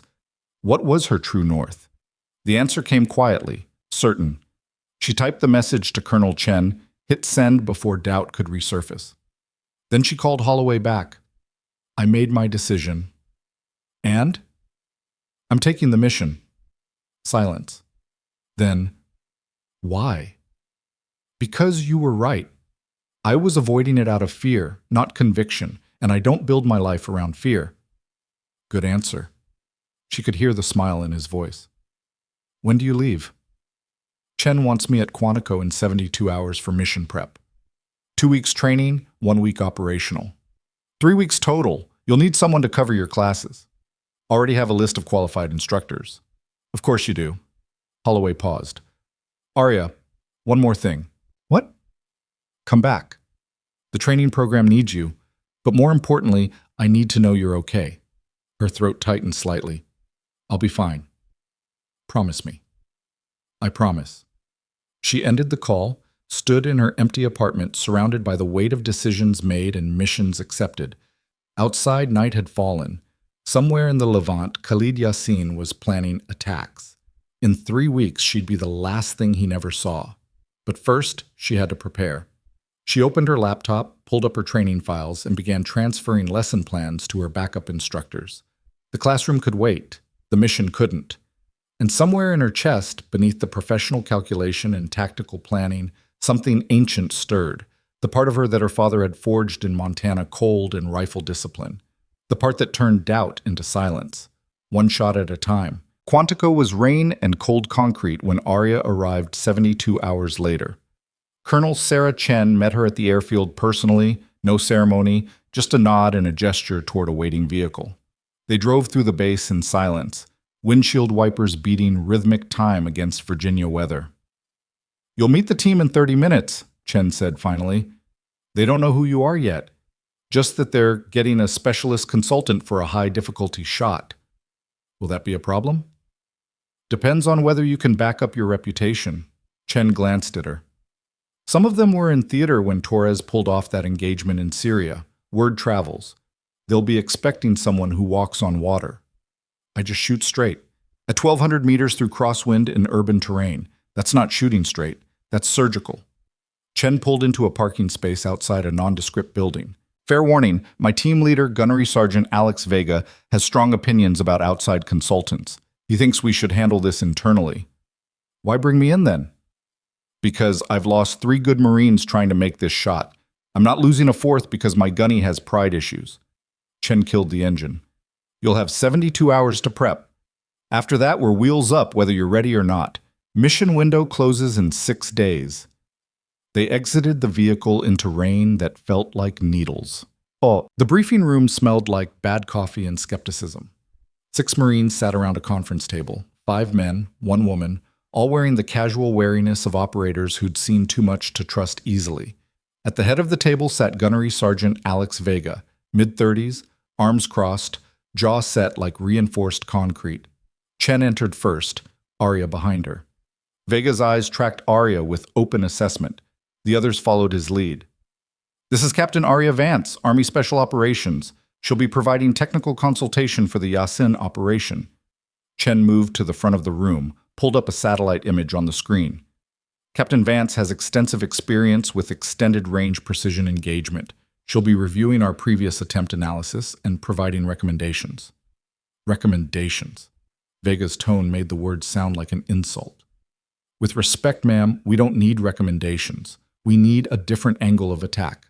The shot itself is solid. It's the positioning that's killing us. Arya set her bag down, moved to the table. Show me the previous attempts. One of the Marines, name tape read Kowalski, pulled up 3 mission reports on a laptop. Arya scanned them methodically. First attempt, 1,190 meters. Wind miscalculation. Shot went wide. Target alerted. Pattern changed for 6 weeks. Second attempt, 1,247 meters from elevated hide. Perfect conditions. Shooter's position compromised 30 seconds before firing window. Forced abort, 2 Marines wounded during extraction. Third attempt, 1,180 meters, different approach vector. Target appeared 2 minutes late. Thermal distortion from morning sun made ranging impossible. Mission scrubbed. Arya absorbed the data, mind already running calculations. Who made the shots? First attempt was Corporal Hayes. Vega gestured to a lean man with 1,000-yard eyes. Second was me. Third was Staff Sergeant Diaz. He nodded toward the woman at the table, compact and watchful. And all three of you assessed the shot as achievable. Achievable, yes. Probable, no. Diaz's voice was matter-of-fact. The variables stack against us.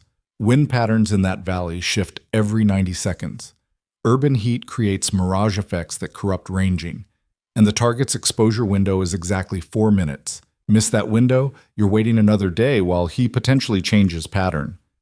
So the problem isn't the shot, Arya said. It's the environment.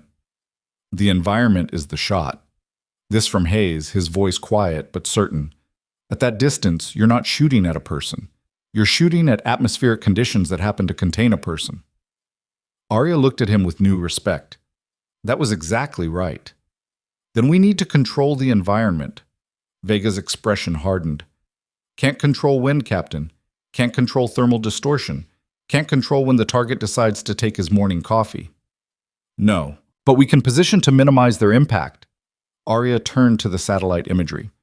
Where were your hides? Kowalski highlighted 3 positions on the map. All elevated, all with clear sightlines to the target balcony, all wrong. These positions optimize for visibility, Arya said slowly, but they maximize environmental interference. You're shooting through the worst possible atmospheric conditions. They're the only positions that give us the angle, Vega countered. They're the only obvious positions. Arya studied the topography, letting her father's training surface. Read the terrain like language. Find what others miss. There's another option. She zoomed in on a section of the map 300 meters west of the previous hides. Lower elevation. Worse sightlines at first glance, but the wind patterns would be different there. The thermal distortion minimal, and the angle to target, while extreme, was geometrically cleaner. That's a compound wall, Vega said flatly. No elevation, no concealment. You'd be shooting through a 6-inch gap between buildings with zero room for error. Yes, that's suicide. That's physics. Arya pulled up a ballistic calculator on her phone. Input the variables. Distance, 1,247 meters. Elevation, minimal. Wind exposure, reduced by urban canyon effect. Thermal distortion, negligible in morning shade. This position turns environmental variables from enemies into neutralizers. Yes, the shot window is smaller, but the atmospheric consistency is higher. Diaz leaned forward, studying the calculation. That's a 47-degree angle through a gap that's, 8 inches? 6 inches at widest point. Arya met her eyes. I've made tighter shots. The room went silent. When? Vega's challenge was direct. Korash Province, 5 years ago. Multiple targets, variable distance, forest density that made your urban canyon look like open desert. Recognition flickered across Hayes' face. Wait, Vance? Spectre. You're the Korash sniper? I was on that operation, yes. Holy shit. Hayes looked at the others. She's the one who... Who did her job? Arya interrupted. Same as you're trying to do now. The legend is inflated. The physics aren't. But Vega wasn't buying it. Korash was 5 years ago. This is now. You haven't been operational since. You've been teaching. Teaching the doctrine I developed through operational experience. Doctrine isn't execution. No, but execution without doctrine is luck, and luck runs out. Arya's voice stayed level, professional. Gunnery Sergeant, I understand the skepticism. You've been trying to make this shot for 3 months. I walked in 30 minutes ago claiming I can do what you couldn't. If I were you, I'd be skeptical too. Vega's jaw worked. So prove it. How? We've got a mock-up range, same distance, same angle, same environmental variables simulated as close as we can get. He stood. You make that shot consistently, I'll consider your recommendation. You can't, you stay in the briefing room and let us do our jobs. Chen started to intervene. Gunny, that's not... It's fine. Arya cut her off, eyes locked on Vega. When? Now. Let me get my rifle. What? The range was an engineering marvel. 1,200 meters of carefully calibrated distance with adjustable wind fans, thermal generators, and movable barriers that simulated urban terrain. The Marines had clearly spent significant resources building this. They'd also spent significant time failing on it. Arya set her rifle case down at the firing line, aware of 6 sets of eyes tracking her every movement.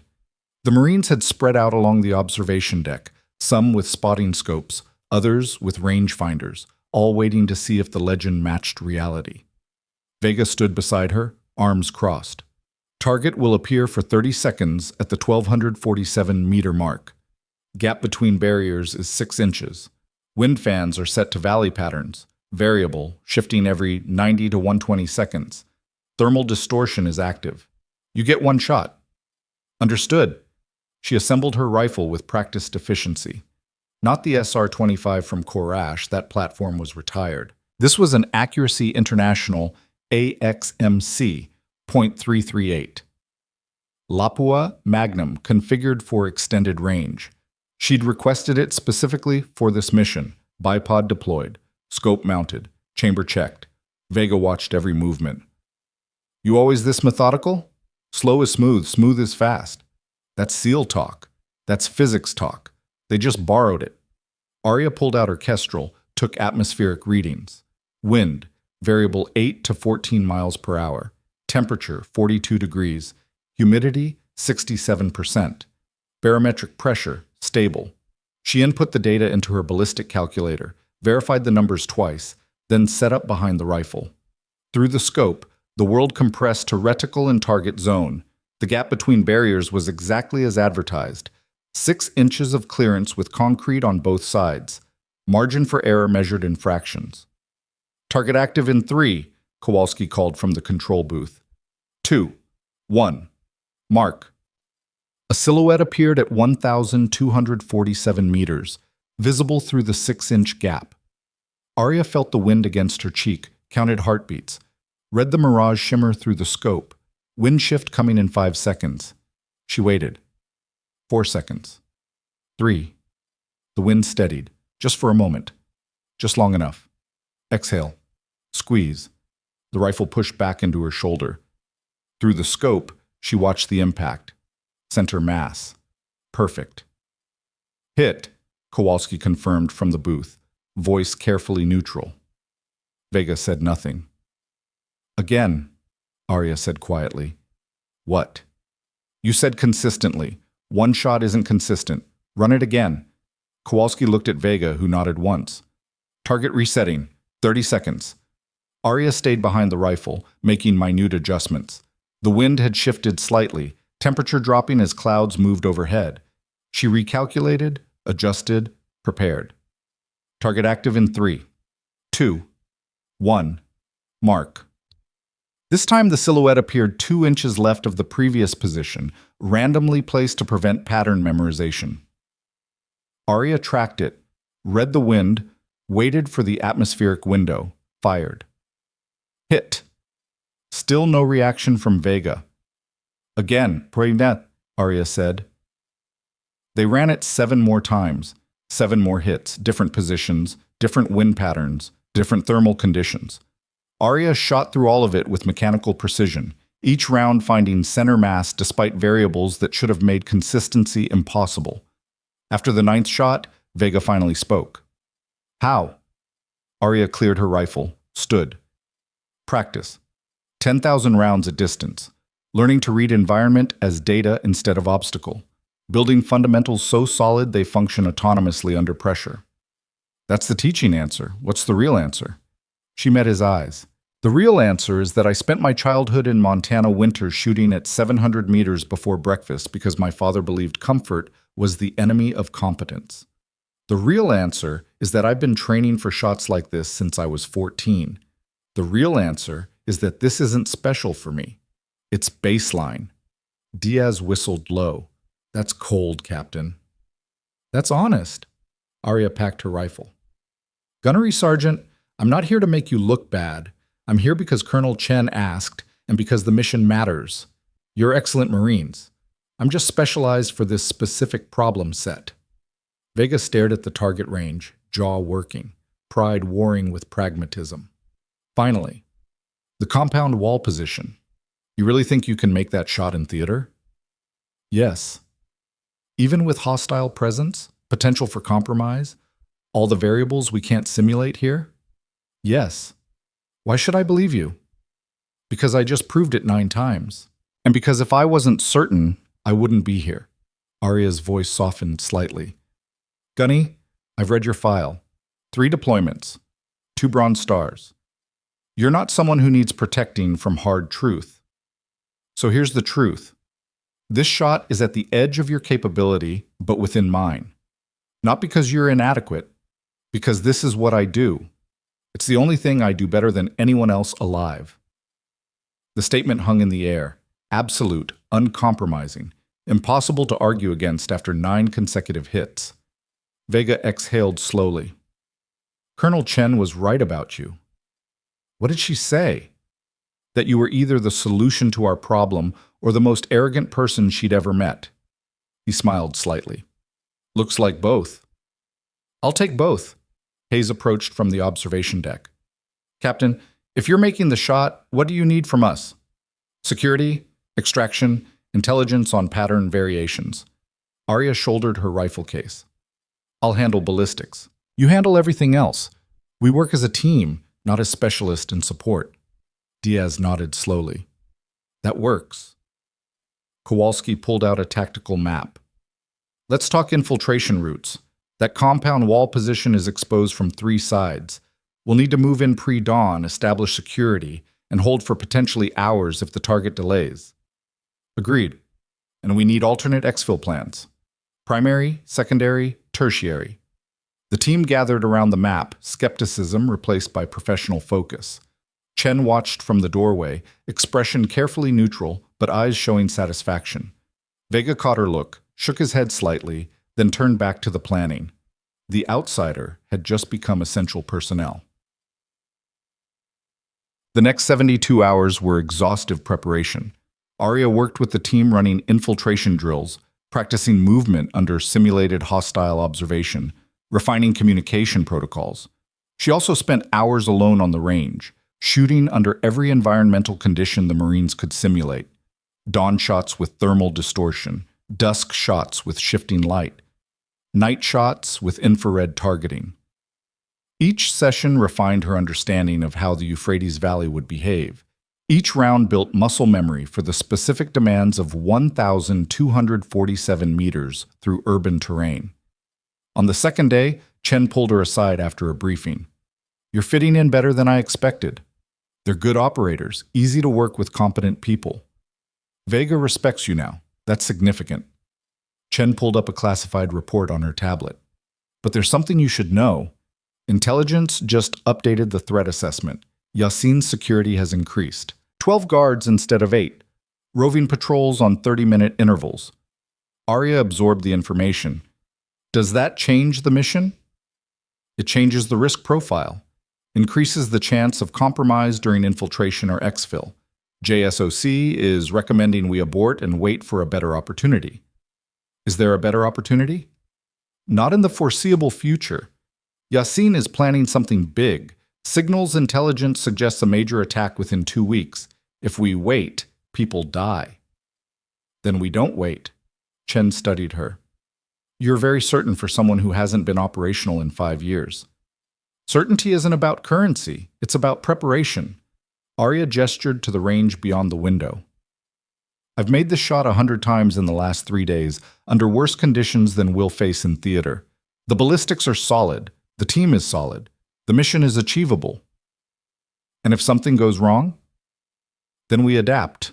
Same as any operation. Captain, if this mission fails, the political blowback will be significant. You'll be scrutinized. Your teaching career could be impacted. Your Colonel, with respect, I stopped making decisions based on political consequences after Karash Province. Arya's voice was quiet but absolute. I'm here because you asked, and because the mission matters.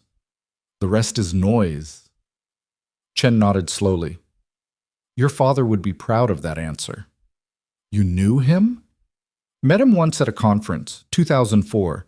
He gave a presentation on advanced reconnaissance techniques that changed how I thought about sniper employment. She paused. He said something I've never forgotten. The mission doesn't care about your fears. It only cares whether you execute. You remind me of him. Arya felt something tighten in her chest. He taught me everything that matters. Then honor that teaching. Make the shot. Come home. Chen's expression hardened. Because if you don't come home, I'll have to explain to Patricia Wainwright why I pulled her star instructor out of training command for a mission that went sideways. Understood, ma'am. The final mission brief took place 18 hours before Wheels Up. The entire team assembled in a secure room. Arya, Vega, Diaz, Hayes, Kowalski, and 2 additional Marines who'd handle perimeter security. Chen stood at the front, classified imagery on the screen behind her. Final intelligence update. Target maintains pattern. Balcony appearance at 0620. Local 4-minute exposure window. Weather forecast is favorable. Minimal wind, clear skies, low humidity. Infiltration team will insert via helicopter at 0400. Move overland to compound wall position. Establish hide by 0545. Mission window opens at 0620. Primary shot belongs to Captain Vance. Vega, you're backup in case of equipment failure. Vega nodded. He'd accepted his role without complaint, professional enough to recognize when someone else was better suited for specific tasks. After the shot, exfil on foot to primary extraction point, 2 clicks northeast.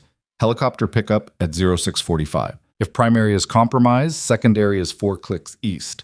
Tertiary is overland to friendly lines, approximately 12 clicks. Questions? Hayes raised a hand. Rules of engagement if we're compromised during infiltration? Weapons free for self-defense. But remember, this is a surgical strike, not a firefight. The goal is 1 shot, 0 footprint. We go loud. The entire region knows we're there. Understood. Diaz, what's the contingency if target doesn't appear? We hold for 24 hours if tactically feasible. If not, we abort and reassess. But intelligence confidence is high that pattern will hold. And if the shot misses? This from Kowalski, blunt and direct. The room went silent.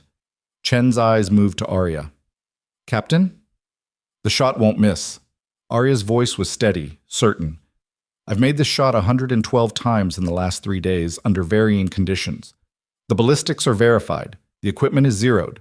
The atmospheric model is accurate. Barring equipment failure or catastrophic environmental shift, the mathematics guarantee success. Mathematics don't guarantee anything in combat, Kowalski said. No, but they stack probability, and I'm very good at reading probability. Arya met his eyes. I understand the skepticism. You've been trying to make this shot for 3 months. I'm claiming I can do it first try. That sounds arrogant, but it's not arrogance when it's backed by demonstrable competence. I've proven I can make this shot. Tomorrow, I'll prove it matters. Vega spoke up. Captain Vance has earned her place on this team. I trust her capability. Coming from him, that was significant. Chen nodded.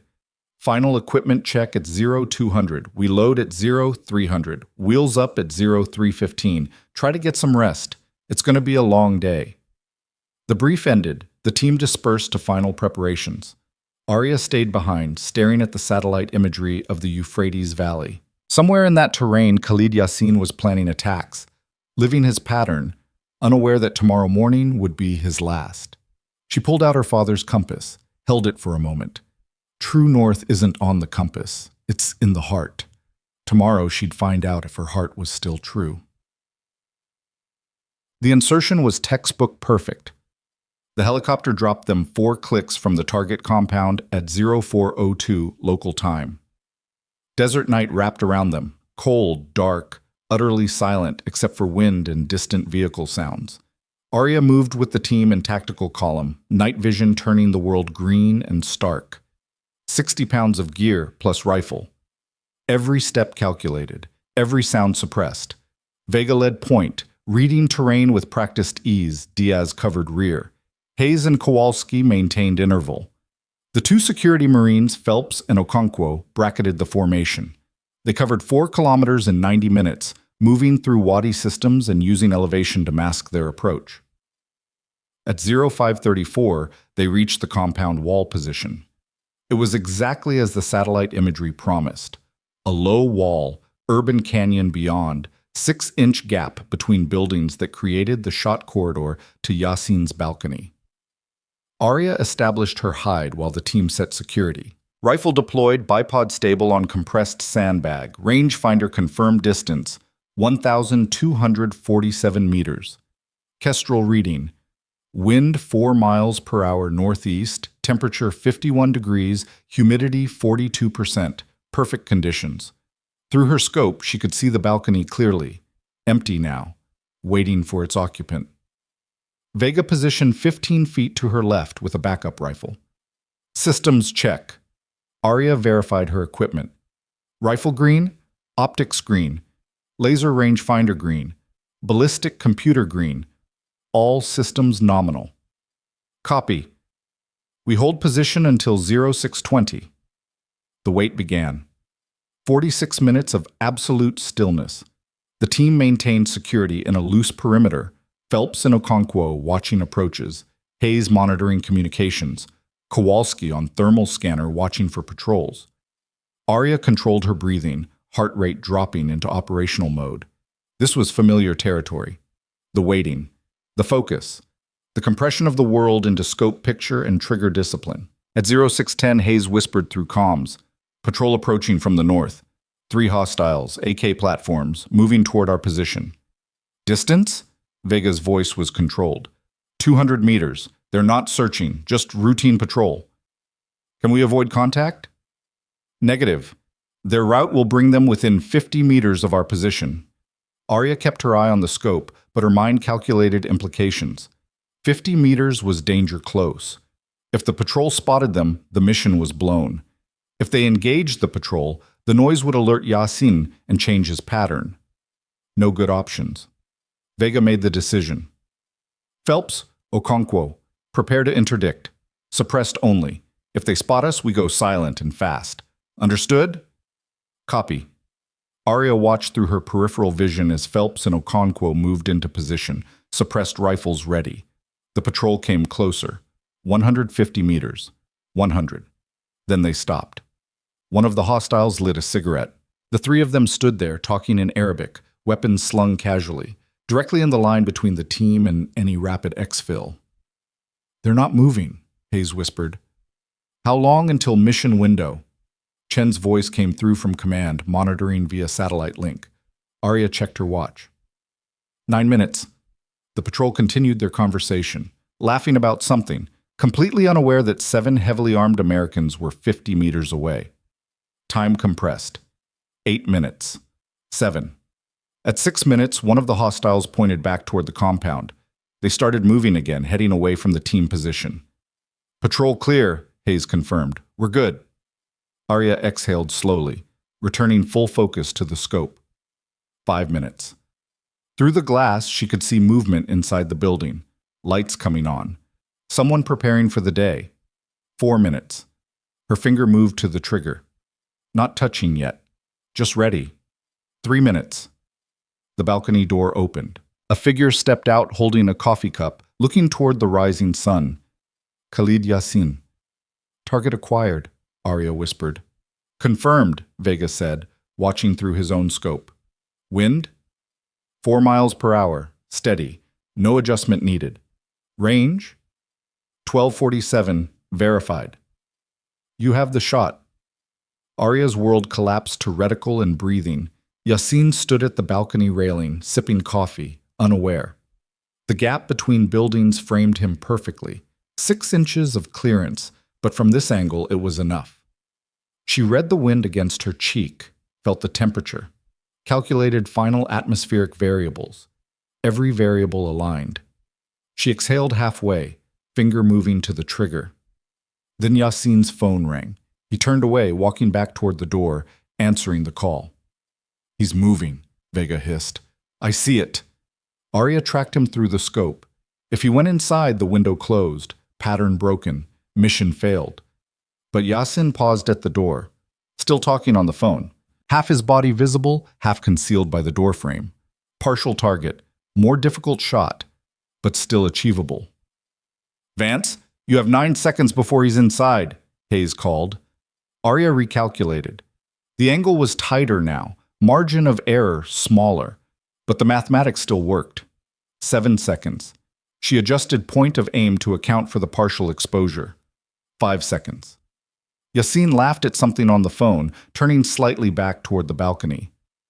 3 seconds. The wind held steady. Temperature stable. Atmospheric conditions perfect. 2 seconds. Arya's finger took up trigger slack, pressure building with mechanical precision. 1 second. Yassine stepped fully back onto the balcony, phone still to his ear, completely exposed. Target perfect. Arya exhaled the last of her breath and squeezed the trigger. The rifle pushed back into her shoulder, suppressed report still loud in the quiet dawn. Through the scope, she watched the bullet travel across 1,247 meters of space, cutting through morning air with mathematical certainty. Impact was center mass, exactly as calculated. Yassine dropped the phone, collapsed against the balcony railing, and fell. Target down, Vega confirmed. Confirmed kill, Arya said quietly. For 3 seconds, nothing happened. Then chaos erupted in the compound, shouting, running figures, someone screaming for a medic, but Yassine wasn't getting up. Exfil now, Vega ordered. Move! Move! Move! The team collapsed their position with practiced efficiency. Arya broke down her rifle, packed it, moved with the others through the urban canyon toward the extraction point. Behind them, the compound was full alert, guards pouring out, searching for threats they wouldn't find. The Americans were already ghosts, melting into the desert as the sun rose higher. They reached the primary extraction point at 0643, 2 minutes ahead of schedule. The helicopter was waiting, rotors already spinning. They loaded fast, nobody speaking, adrenaline still running hot. As the aircraft lifted, Arya looked back at the compound shrinking in the distance. 1 shot, 1 kill, mission complete. Vega was staring at her with something like awe. That was impossible. That was mathematics, Arya replied. But her hands were shaking slightly, adrenaline finally catching up. Same thing, Hayes said, grinning. You just made the shot of the decade. Diaz reached over, squeezed Arya's shoulder. Welcome back to operations, Captain. Arya nodded, throat tight. She'd proven what she needed to prove. Now she just had to figure out what came next. The helicopter carried them towards safety, while in the Euphrates Valley, Khalid Yassine's body grew cold on a balcony that had become his graveyard. 1 shot had stopped planning that would have killed dozens. 1 shot had vindicated 3 months of failed attempts. 1 shot had reminded everyone watching that Korash province hadn't been luck. It had been warning, and Arya Vance had just proven she could do it again. Anytime. Anywhere. At any distance. The legend wasn't inflated after all. It was just getting started. The debrief began 6 hours after touchdown. Arya sat in a sterile room at Quantico, still wearing her field gear, rifle case at her feet. Across the table sat Colonel Chen, Lieutenant General Keller via secure video link, and a civilian she didn't recognize. Mid-50s, expensive suit, Pentagon credentials that said, Special Assistant to the Secretary of Defense. The civilian spoke first. Captain Vance, I'm Richard Drummond. I've been reviewing the operational footage from this morning's engagement. Remarkable shooting. Thank you, sir. The shot was captured via drone surveillance. We have full telemetry, wind speed, atmospheric conditions, bullet trajectory, impact verification. Drummond pulled up data on a tablet. 1,247 meters, 4 mile per hour crosswind, 6-inch gap between structures. Target partially concealed. You made that shot in under 2 seconds from target exposure. Target was fully exposed when I fired, sir. The partial concealment occurred earlier during his phone call. Still, the precision is extraordinary. Drummond set the tablet down. Which brings me to why I'm here. The Secretary is very interested in your capabilities, specifically in how we might leverage them for future operations. Something in his tone made Arya's instincts prickle. I'm assigned to training command, sir. This was a temporary detachment. Yes, about that. Drummond glanced at Chen, then back to Arya. Colonel Chen has recommended you for permanent reassignment to operational duty. JSOC concurs. We'd like you to join a new precision strike unit focused on high-value target elimination. The room went quiet. Arya looked at Chen, who met her gaze steadily. No apology, no explanation, just professional assessment. I already declined a similar offer from Colonel Wainwright, Arya said carefully. This is different. Wainwright's unit is experimental, politically motivated. This is purely operational. No cameras, no publicity, no political agenda, just mission execution. Drummond leaned forward. Captain, you're the most effective long-range precision shooter currently active. We need that capability deployed, not teaching. Teaching force multiplies impact. One operator teaches hundreds who deploy worldwide. One operator eliminates threats that kill hundreds. Drummond's voice hardened. Khalid Yassin was planning an attack that intelligence suggests would have killed 60 to 80 coalition personnel. You stopped that today. How many students would need to deploy to generate equivalent impact? The math was brutal and accurate. Arya's jaw tightened. With respect, sir, reducing human capability to mathematical efficiency misses the strategic value of institutional knowledge transfer. Does it? Or does it miss the immediate tactical value of having our best asset actively hunting our worst enemies? Drummond pulled up another file. We have 17 high-value targets currently active. Every one of them requires precision elimination in denied territory. You could clear that list in 6 months. Your students might eventually develop the capability to do the same, but eventually doesn't save the lives being lost now. Keller's voice cut through the video link. Mr. Drummond, Captain Vance's training program has fundamentally reshaped sniper doctrine across special operations. The institutional value of that work cannot be overstated. I'm not understating it, General. I'm prioritizing current operational needs over future theoretical benefits. Drummond turned back to Arya. Captain, I need to know, are you willing to return to full operational status? Arya felt the weight of the question settle over her like armor. This was the choice she'd been avoiding. Teaching versus executing. Influence versus action. Legacy versus immediacy. I need time to consider. You don't have time. We've got another target developing in North Africa. Window opens in 3 weeks. We need your answer now. Mr. Drummond, Chen's voice cut sharp. Captain Vance just completed a high-stress mission after being out of operational rotation for 5 years. She's entitled to proper consideration time before making career-altering decisions. This isn't career-altering, Colonel. This is career-fulfilling. She's a precision shooter. We need precision shooting. The math is simple. The math is never simple when humans are involved. Arya's voice was quiet but absolute. Sir, I understand the operational need. I understand the capability gap. But making this decision under pressure, 6 hours after a mission, while adrenaline is still active, that's how you get commitments that lead to regret. Drummond's expression hardened. Captain, with all due respect, your personal comfort is secondary to national security requirements. And with all due respect, sir, operators who make decisions based on external pressure instead of informed assessment tend to burn out or get killed. Neither outcome serves national security. Arya met his eyes without flinching. I'll give you an answer in 48 hours, not before. 24 hours? 48, or you can find another shooter. She paused.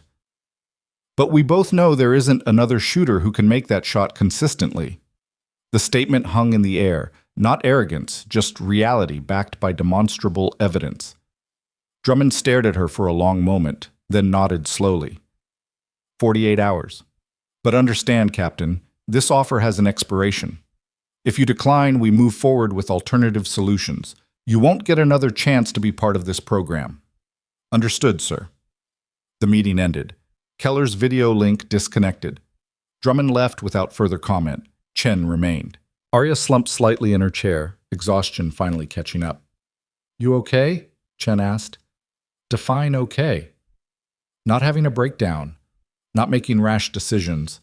Not letting Richard Drummond's pressure campaign push you into something you'll regret. Then yes, I'm okay. Arya rubbed her eyes. He's not wrong about the operational need. He's not wrong about a lot of things. Doesn't make him right about you. Chen stood, moved to the coffee pot in the corner, poured 2 cups. Drummond is a bureaucrat who sees operators as assets to be deployed. He doesn't understand that assets have limits, that deployment comes with costs, that humans aren't fungible resources. But the targets are real. The threat is real. Always is. Chen handed her a cup.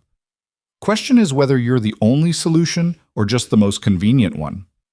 Arya sipped the coffee, military grade, which meant barely drinkable. You recommended me for permanent reassignment. I recommended you as an option. I didn't advocate for it. Chen sat back down. Arya, you're extraordinary at what you do. But extraordinary doesn't mean obligated. You've already served, already proven yourself, already paid in blood and stress and years of your life. Nobody gets to demand more just because you're capable of giving it. Then why does it feel like I'm letting people down by saying no? Because competent people get conditioned to feel responsible for every problem they could theoretically solve. Chen's expression softened. Your father struggled with that too. After he retired, he got calls constantly. Old units wanting consultation, active operators seeking advice, commanders trying to pull him back for just one more mission. He said no to all of it. He did? He did. Told me once that he'd earned the right to stop proving himself, that his value wasn't measured by continued deployment, but by the foundation he'd built for others to stand on. Chen paused. You've built that foundation, Arya. Your students are deploying worldwide using doctrine you created. That's not theoretical impact. That's real, measurable, generational change. Arya stared into her coffee, processing. But Yasin is dead because you chose to take this mission. That was your choice, made consciously, with full understanding of costs and benefits, but it doesn't obligate you to make the same choice again and again until you burn out. What if there's another Yasin in 3 weeks, another threat I could stop? Then another shooter steps up. The mission always finds someone. The question is whether that someone is you, and whether you're making that choice for the right reasons. The room settled into silence, broken only by the hum of fluorescent lights and distant bass traffic. Finally, Arya said, Drummond mentioned you recommended me, but you don't actually want me to accept, do you? Chen smiled slightly. I want you to make the choice that serves you, not the choice that serves Richard Drummond's operational efficiency metrics. If that's accepting, I'll support it completely. If that's declining, I'll support that too. But I won't pretend the costs aren't real either way. What costs? Accepting means giving up teaching, giving up stability, giving up any semblance of normal life. You'll deploy constantly, live under pressure, and carry the weight of every target you hit and every one you miss. That's the sharp end. It breaks people. And declining? Declining means living with the knowledge that you could have done more, that somewhere, targets you could have eliminated are still operating, that maybe, if you'd said yes, some specific attack wouldn't have happened. Chen's voice was matter-of-fact. That's the cost of stepping back. The what-ifs. They don't go away just because your choice was rational. Arya absorbed that brutal honesty. So either way, I lose something. Welcome to leadership. Every decision has costs. The question is which costs you can live with. Arya left the debriefing facility as evening fell over Quantico. She'd been awake for 26 hours straight. Insertion prep, mission execution, extraction, debrief. Her body screamed for sleep, but her mind wouldn't settle. She found herself at the base chapel, not for religious purposes, but because it was quiet and empty. Sat in the back pew, rifle case beside her, staring at stained glass that caught the last light of day. Her phone buzzed. Text from Holloway. Heard the mission was successful. Also heard Drummond made you an offer. Call me. She considered ignoring it, but Holloway had earned straight communication. She stepped outside, dialed. He answered on the first ring. You okay? Physically? Yes. Mentally? Processing? Drummond's pushing for operational reassignment. You're well informed. Keller called me. He's concerned Drummond is using your success today to pressure you into something you don't want. Holloway paused. Are you being pressured? Aggressively? And how are you feeling about it? Arya leaned against the chapel wall, watching clouds catch fire in the sunset. Conflicted. The mission felt right. Clean execution, clear purpose, measurable impact. Part of me wants more of that. And the other part? The other part remembers why I chose teaching, the force multiplication, the generational impact, the fact that I can shape hundreds of careers instead of just executing my own. Both things can be true. That's what Chen said, but they can't both be pursued simultaneously. I have to choose. Holloway was quiet for a moment, then, "Tell me about the shot." The subject change caught her off guard. "What about it?" "Walk me through it. The setup, the execution, the feeling when you pulled the trigger." Arya closed her eyes, reconstructing the moment. Target appeared at 0620, answered his phone, moved toward the door.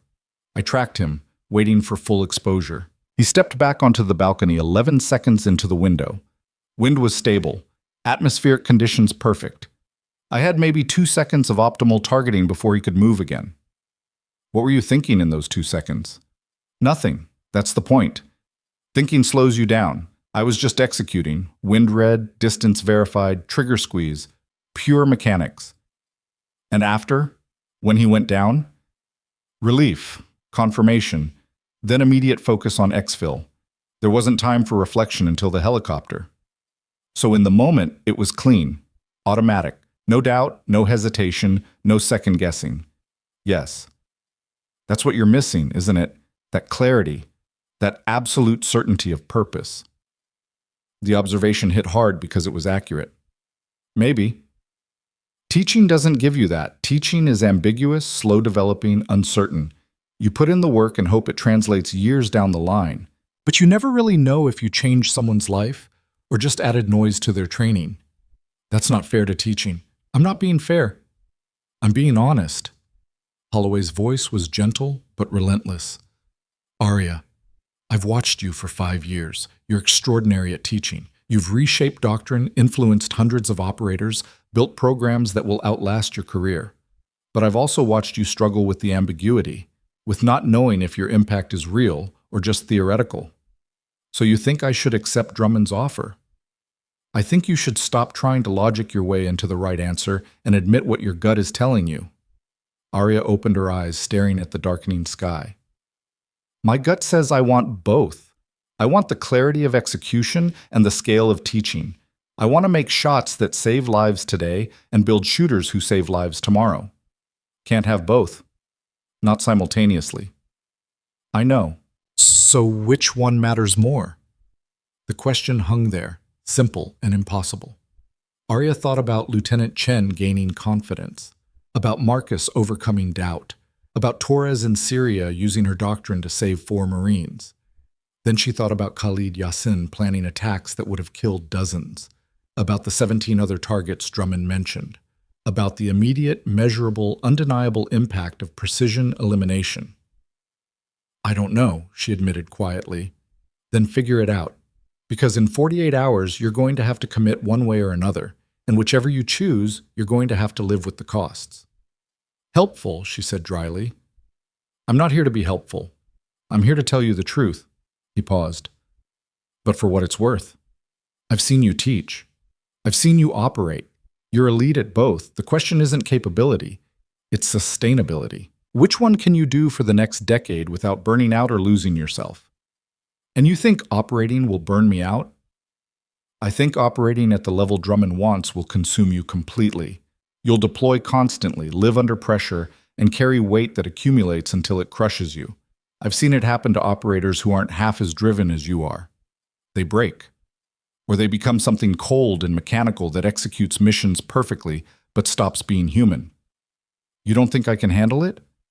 I think you can handle anything for a while. Question is whether you want to spend your 30s and 40s handling it or whether you want to build something that outlasts you. Arya absorbed that, throat tight. 48 hours, Holloway said finally. Use them. And whatever you decide, I'll support you. But don't decide based on obligation or pressure or what Richard Drummond thinks national security requires. Decide based on what Arya Vance wants her life to look like in 10 years. The call ended. Arya stood alone outside the chapel as full darkness fell, holding a phone that felt like a grenade with the pin pulled. 48 hours. She headed back to temporary quarters, mind churning. The next morning brought clarity in an unexpected form.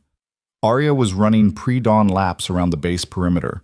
Old habit, thinking while moving, when she encountered Gunnery Sergeant Vega doing the same. They fell into step together, running in silence for half a mile before Vega spoke. "Heard Drummond made you an offer. News travels fast." "Small community? Good news travels faster." He glanced at her. "Are you taking it?" "Still deciding." "Can I offer unsolicited advice?" "Can I stop you?" He smiled. "No, ma'am. Here it is. Don't do it." That caught her off guard. "Why not? You saw what I can do. You know the operational value." "I did. I do. And that's exactly why you shouldn't do it." Vega adjusted his pace slightly. "I've been operational for 12 years, 6 deployments, more missions than I can count. Know what I've learned?" "What?" "That being the best at something doesn't obligate you to do it forever. That capability doesn't equal destiny. That sometimes the most valuable thing an elite operator can do is step back and build the next generation." They ran past the obstacle course, empty in the pre-dawn darkness. "I'm stepping back in 3 months," Vega continued. "Retiring at 36. Got offers to stay, to consult, to do private contracting. Turned them all down." "Why?" "Because I've got a daughter who's 7 years old and barely knows me. Because I've spent 12 years proving I'm the best at what I do, and proving it again won't change anything. Because legacy isn't about how long you operate. It's about what you build that lasts after you're gone." Arya processed that. "Drummond would say you're wasting your talent." Drummond measures value in immediate tactical output. But there's strategic value in knowing when to stop, in recognizing that your contribution might be bigger if you change how you contribute. He slowed to a walk, breathing controlled. "Ma'am, yesterday's mission, that was perfect execution. You saved lives, eliminated a threat, proved your capability, but you've been proving that capability for 5 years through teaching. One mission doesn't invalidate 5 years of institutional impact. But it demonstrates I can still operate at elite level." "Absolutely. Question is whether you should." Vega stopped, turned to face her directly. "Captain, I've worked with a lot of snipers. Most are good. Some are great. You're transcendent, but transcendent doesn't mean indestructible. The sharp end breaks people, even the best ones, especially the best ones, because they get deployed constantly until there's nothing left." "You think I'd break?" "I think you're human, and humans have limits even when they don't want to admit it." His expression was serious. "You've got a choice most operators never get. To step back while you're still at the top, while you're still valuable, while you can still shape the future instead of just executing the present. That's rare. Don't waste it chasing another adrenaline hit." He resumed walking toward the barracks. Arya stood alone on the running path, watching him disappear into the gray morning. Transcendent. That word stuck with her.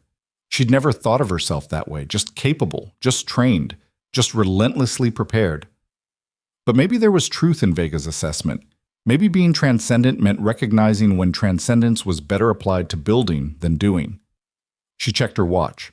36 hours remaining. She headed back to quarters, showered, and made a decision about how to use that time. Chat. The firing range was empty when Arya arrived at 700. She requested exclusive access for personal evaluation, was granted 2 hours. She set up at the 1,200-meter line with her rifle, alone except for range safety personnel monitoring from the tower. The target appeared. She fired. Hit, reset, fire. Hit, again, again, again. She ran through 50 rounds, making minute adjustments for wind and temperature, testing her capability without the pressure of mission stakes. Every shot was perfect. The mechanics were flawless. The environmental reading was automatic. The execution was as clean as it had been in the Euphrates Valley. She could do this. Could deploy, eliminate targets, serve operational needs.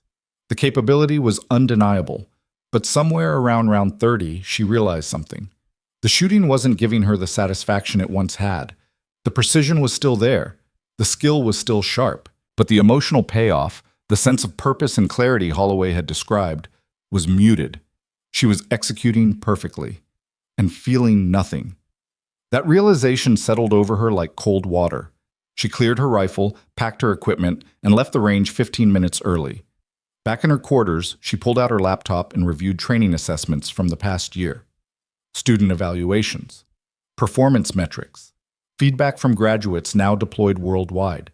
Lieutenant Chen's progression from doubt to confidence, Marcus's transformation from freezing under pressure to consistent execution, Torres's successful engagement in Syria using doctrine Arya had taught him, 37 other students showing measurable improvement in tactical decision-making, environmental reading, and precision execution. The data was comprehensive, undeniable. Her impact as an instructor was force multiplied across hundreds of operators who would deploy for decades. Her impact as an operator would be immediate, lethal, and limited to her own lifetime of deployment. Different scales, different time frames, different legacies. She thought about her father's compass. True north isn't on the compass, it's in the heart.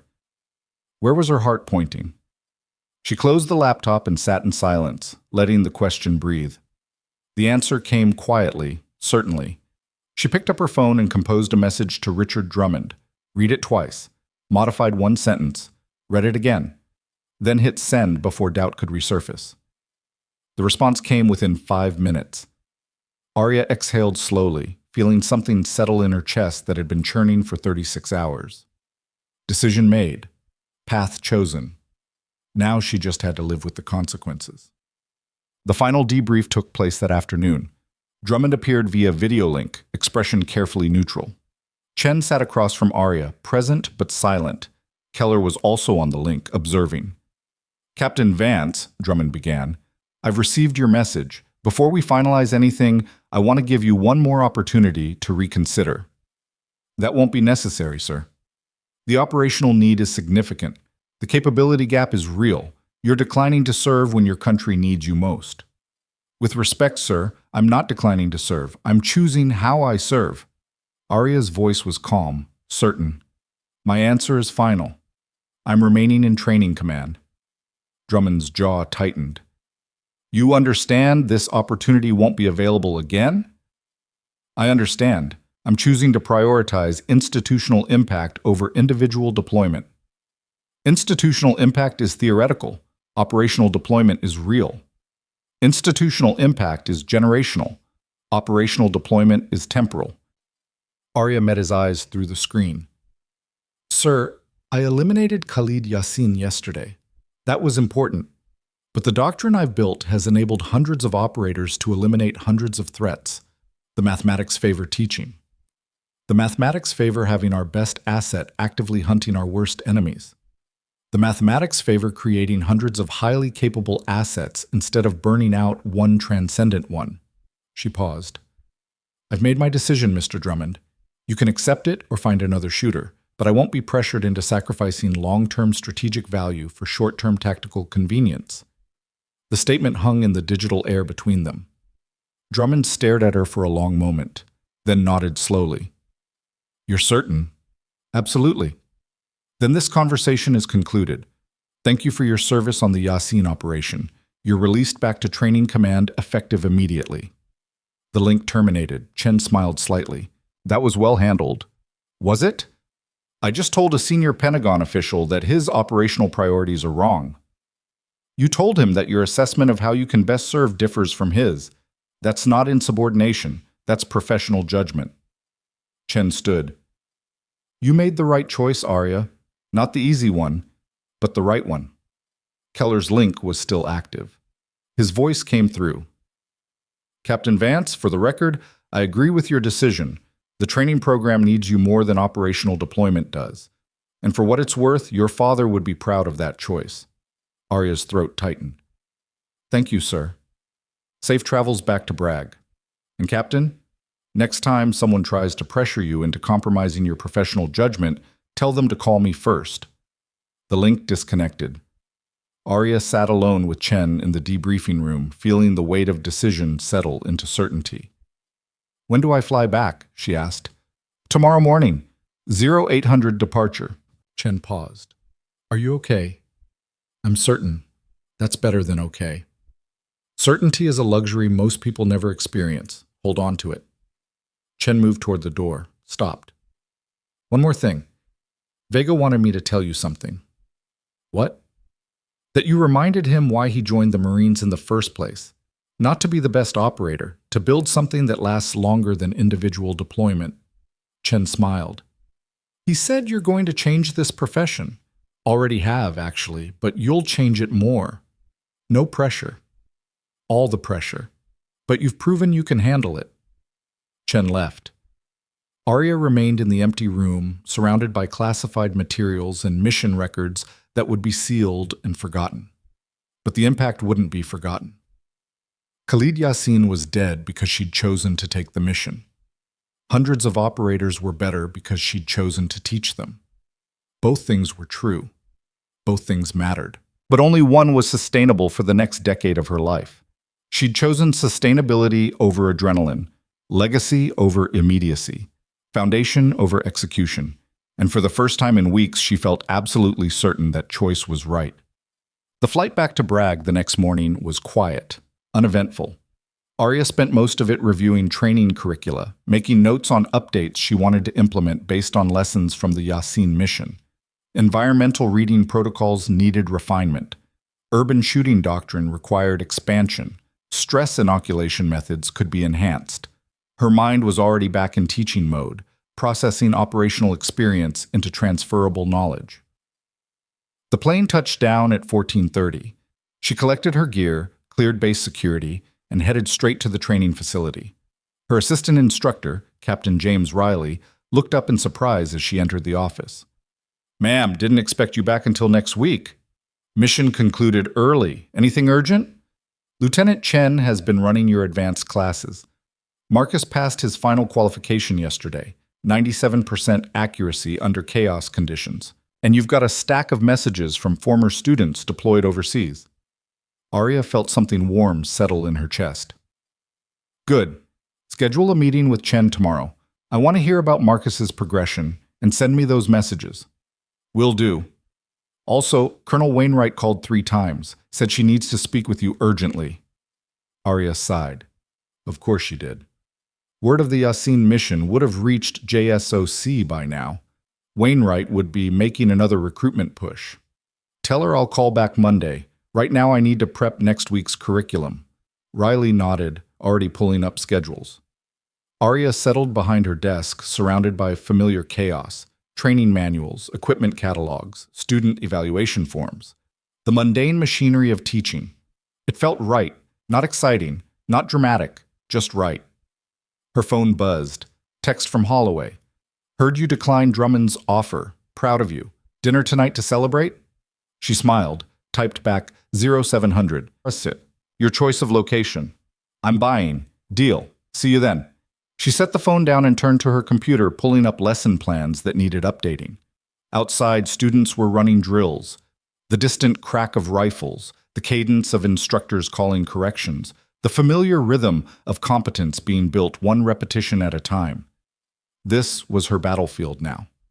Not as dramatic as the Euphrates Valley, not as immediate as trigger squeeze and ballistic solution, but just as important, maybe more so. Because every student she trained would deploy with doctrine she'd built, methods she'd refined, capabilities she'd transferred. They'd make shots she'd never know about, save lives she'd never meet, stop threats she'd never see. That was force multiplication. That was legacy. That was true north. And Arya Vance had finally found her way there. The compass had been right all along. The direction wasn't on the instrument, it was in the heart. And her heart had chosen to build rather than just execute, to teach rather than just perform, to create hundreds of precision shooters rather than being just one. The choice was made. The path was clear. And for the first time in years, she felt completely at peace with where she stood. The weeks that followed carried the rhythm of renewal. Arya threw herself back into teaching with intensity that surprised even her closest colleagues. She revised curricula based on lessons from the Yassin operation, incorporated urban shooting protocols into advanced training, and personally mentored students who showed exceptional promise but struggled with confidence. Lieutenant Chen was one of them. 3 weeks after Arya's return, Chen approached her during a break between range sessions. The young officer's bearing had changed, shoulders squared, voice steady, eyes clear.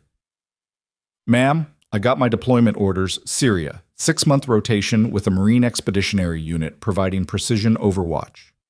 Arya felt pride surge through her chest. "Congratulations, you've earned it." "I'm terrified," Chen admitted. but the good kind of terrified. The kind that means I care about doing it right. That's exactly the right kind. Arya pulled out a small notebook from her chest rig, wrote something, tore out the page.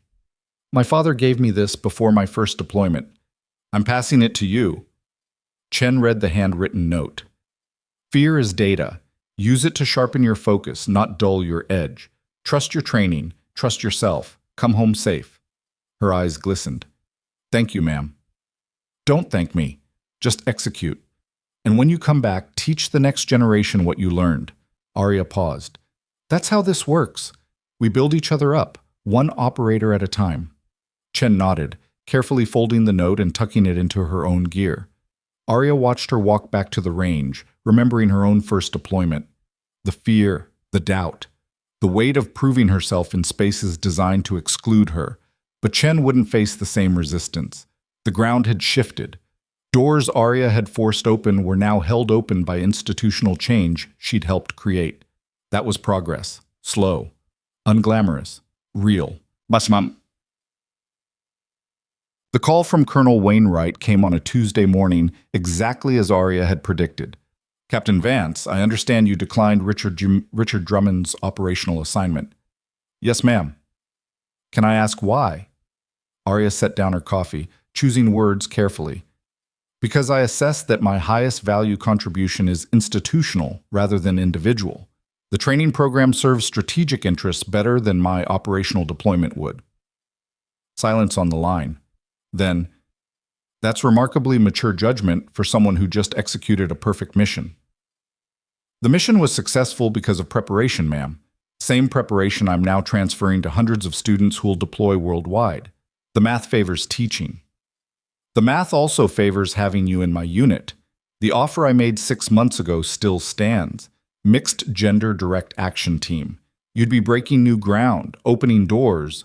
With respect, Colonel, I'm not interested in being symbolic. I'm interested in being effective. And I'm most effective building shooters, not being one.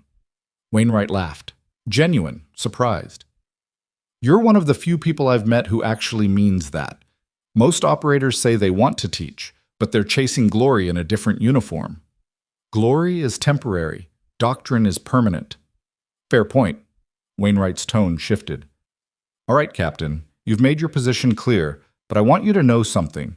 The doors you've forced open, the assumptions you've shattered, that matters beyond any individual mission. You've changed what's possible for women in this community. Don't underestimate that impact. I don't, ma'am, but I also won't let it define me. I'm a sniper who happens to be a woman, not a woman who happens to be a sniper. The distinction matters. It does. And the fact that you understand that distinction is exactly why you're so effective. Wainwright paused. Keep doing what you're doing, Captain.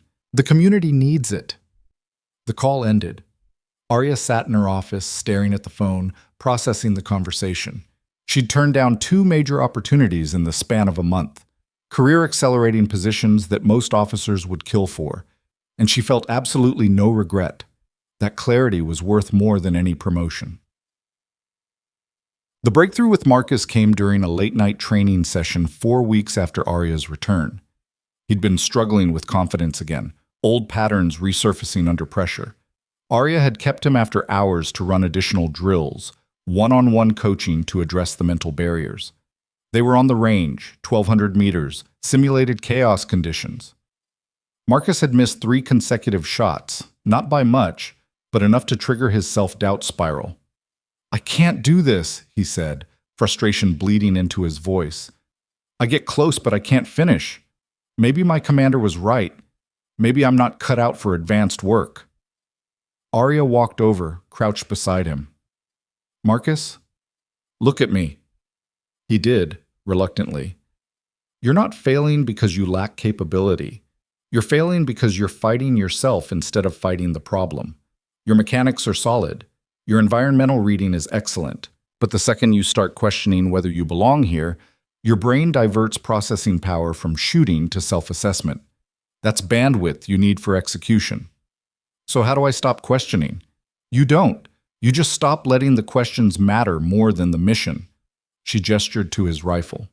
This weapon doesn't care about your doubts. It performs based on how you employ it. You give it good inputs, proper hold, correct wind call, steady trigger squeeze, and it delivers good outputs. The self-doubt is noise. Stop amplifying it. Easier said than done. Everything worth doing is. Arya stood. Run it again. But this time, I want you to externalize the doubt, out loud. Say every negative thought before you shoot. Marcus looked confused. What?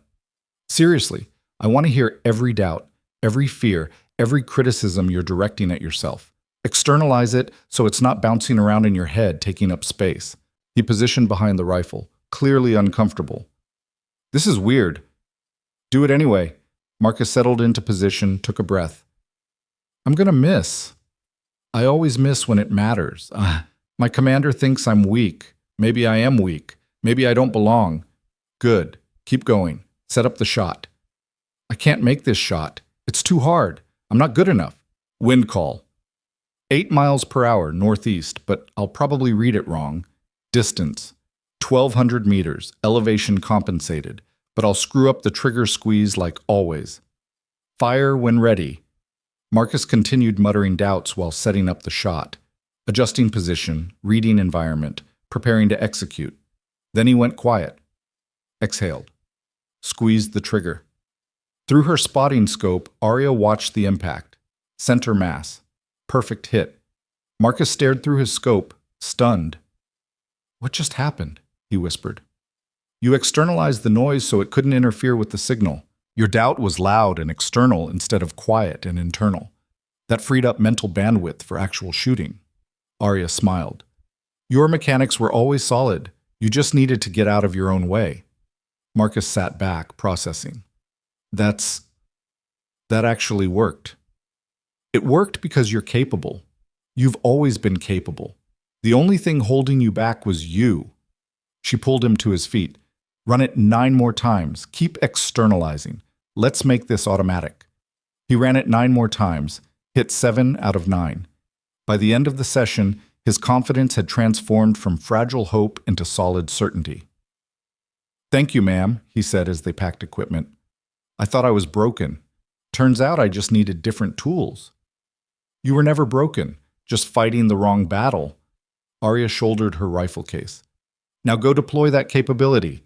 And when you come back, teach someone else how to get out of their own way. Yes, ma'am. She watched him walk off the range, shoulders straight, doubt replaced by purpose. That was the work. Not dramatic, not glamorous. Just one operator at a time, finding their way through barriers internal and external. Force multiplication through patient, relentless coaching. The recognition came from an unexpected source 6 weeks after the Yasin mission. Arya was conducting a field exercise when her assistant interrupted. Ma'am, you've got a visitor. Says it's important. She handed off supervision and headed to the main office, expecting another recruitment attempt or administrative issue. Gunnery Sergeant Vega stood waiting, Marine Corps strut, dress uniform crisp, ribbons gleaming. Arya stopped short. Gunny, didn't expect to see you here. Flew in this morning, wanted to deliver something personally. He pulled a small box from his pocket, opened it. Inside was a challenge coin, custom minted, detailed engraving on both sides. One side showed a sniper scope reticle with 1,247 meters beneath it. The other side had a simple inscription. Precision builds legacy. Thank you for showing us how. Below that, signatures from every member of the Yasin operation team. Arya's throat tightened. Gunny, this is long overdue. The team wanted you to know that mission changed how we think about precision warfare. Not just the shot, the whole approach. Your doctrine is already being integrated into Marine Scout sniper training. Vega smiled. You turned down operational duty to teach. We wanted you to know the teaching is working, rippling out, making real impact. She turned the coin over in her hands, feeling the weight of recognition earned rather than granted. Thank you. This means more than you know. There's more. Vega pulled out an official-looking envelope. Colonel Chen recommended you for the Bronze Star with Valor for the Yasin operation. It was approved yesterday. Ceremony is scheduled for next month at Quantico. The team will be there. Arya stared at the envelope. Another medal, another recognition, another symbol of capability proven through execution. I don't need this, she said quietly. I know, that's exactly why you deserve it. Vega's expression was serious. Ma'am, you taught me something important, that the best operators know when to step back. That legacy isn't about how long you fight. It's about what you build that lasts after you're done fighting. You're building something that'll outlast all of us. This medal just acknowledges what everyone already knows. You're not just a great shooter, you're a great leader. He saluted, crisp and formal. Arya returned it, emotion pressing against her chest. Vega left. She stood alone in the office, holding a challenge coin and an envelope that represented paths not taken and choices made. The Bronze Star was for the Yasin mission, for operational excellence, for being the best at executing violence with precision. But the challenge coin was for teaching, for doctrine, for building the next generation. One recognized what she could do, the other recognized what she was doing. She knew which one mattered more. The confrontation with Richard Drummond came 3 months after the Yasin mission during a high-level conference at the Pentagon. Arya had been invited to present on advanced precision warfare doctrine, her training methodology, recent innovations, measurable impact on operational effectiveness across multiple theaters. The presentation went well. Senior officers asked technical questions. Analysts requested detailed data. The response was uniformly positive, except from one person. Richard Drummond sat in the back, arms crossed, expression carefully neutral. After the presentation, as people filed out, he approached. Captain Vance, impressive presentation. Thank you, sir. The training metrics are compelling. Improved accuracy scores, better environmental reading, faster target acquisition. He paused. But metrics aren't missions. PowerPoint slides don't stop attacks. Arya recognized the challenge. No, sir. But operators I've trained have stopped 17 confirmed attacks in the last 6 months using doctrine I developed. Those are missions, real ones. 17 attacks stopped by people you taught. 1 attack stopped by you personally. The math still favors you operating instead of teaching. The math favors sustainable impact over individual glory, sir. Drummond's expression hardened. Is that what you think I'm about? Glory? I think you're about operational efficiency measured in immediate tactical outcomes, which is valuable, but it's not the only measure of value. Arya met his eyes steadily. Sir, I eliminated Khalid Yasin. That was important, but the doctrine I've built has enabled hundreds of operators to eliminate hundreds of threats. The multiplier effect is undeniable. Until you're needed for a mission only you can execute. Then what? Then someone else steps up. Because I've been building someone else's. That's the point of teaching. She paused. Sir, with respect, you're measuring me against a standard that prioritizes individual capability over institutional development. That standard made sense when precision shooting was rare, but it's not rare anymore. I've made sure of that. Drummond stared at her for a long moment, then nodded slowly. You really believe that? I know that. There's a difference. Fair enough. He pulled out his phone, showed her an intelligence brief. North Africa.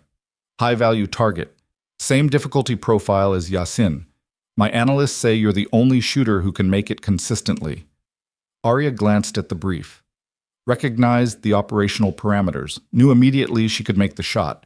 Also knew she wouldn't. Find another shooter, sir. Train them to my standard. Give them the resources and preparation time I had. They'll make it. And if they don't? If the target escapes and people die?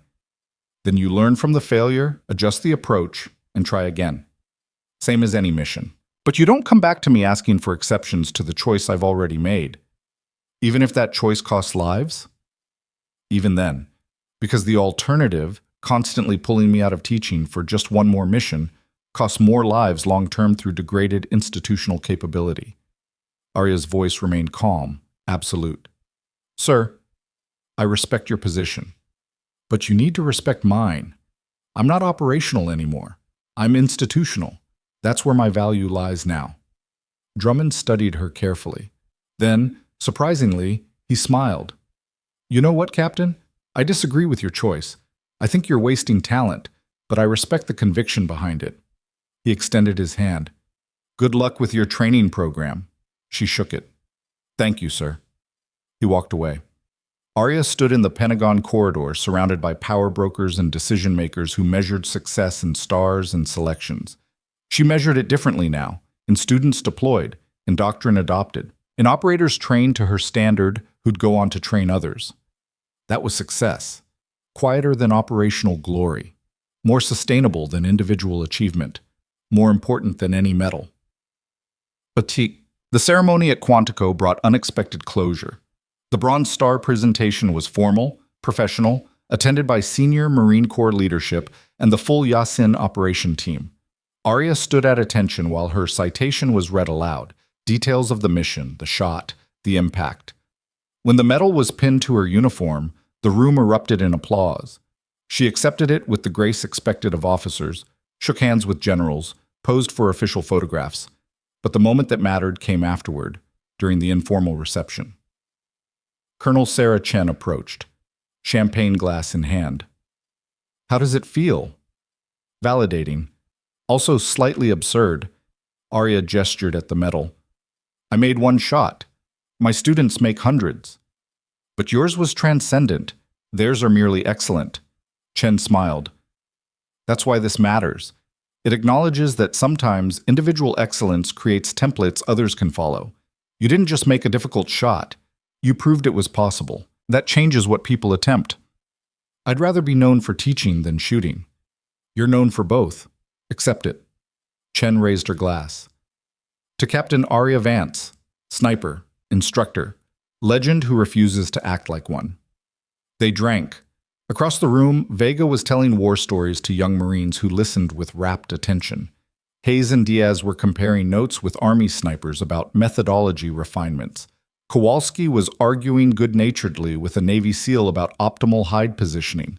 The community doing what it did best, learning from each other, building on shared experience, elevating collective capability. Arya watched it all with quiet satisfaction. This was her legacy. Not individual medals or operational accolades, but a community that valued precision, embraced innovation, and understood that teaching excellence mattered as much as executing it. Lieutenant General Keller approached, 2 stars gleaming.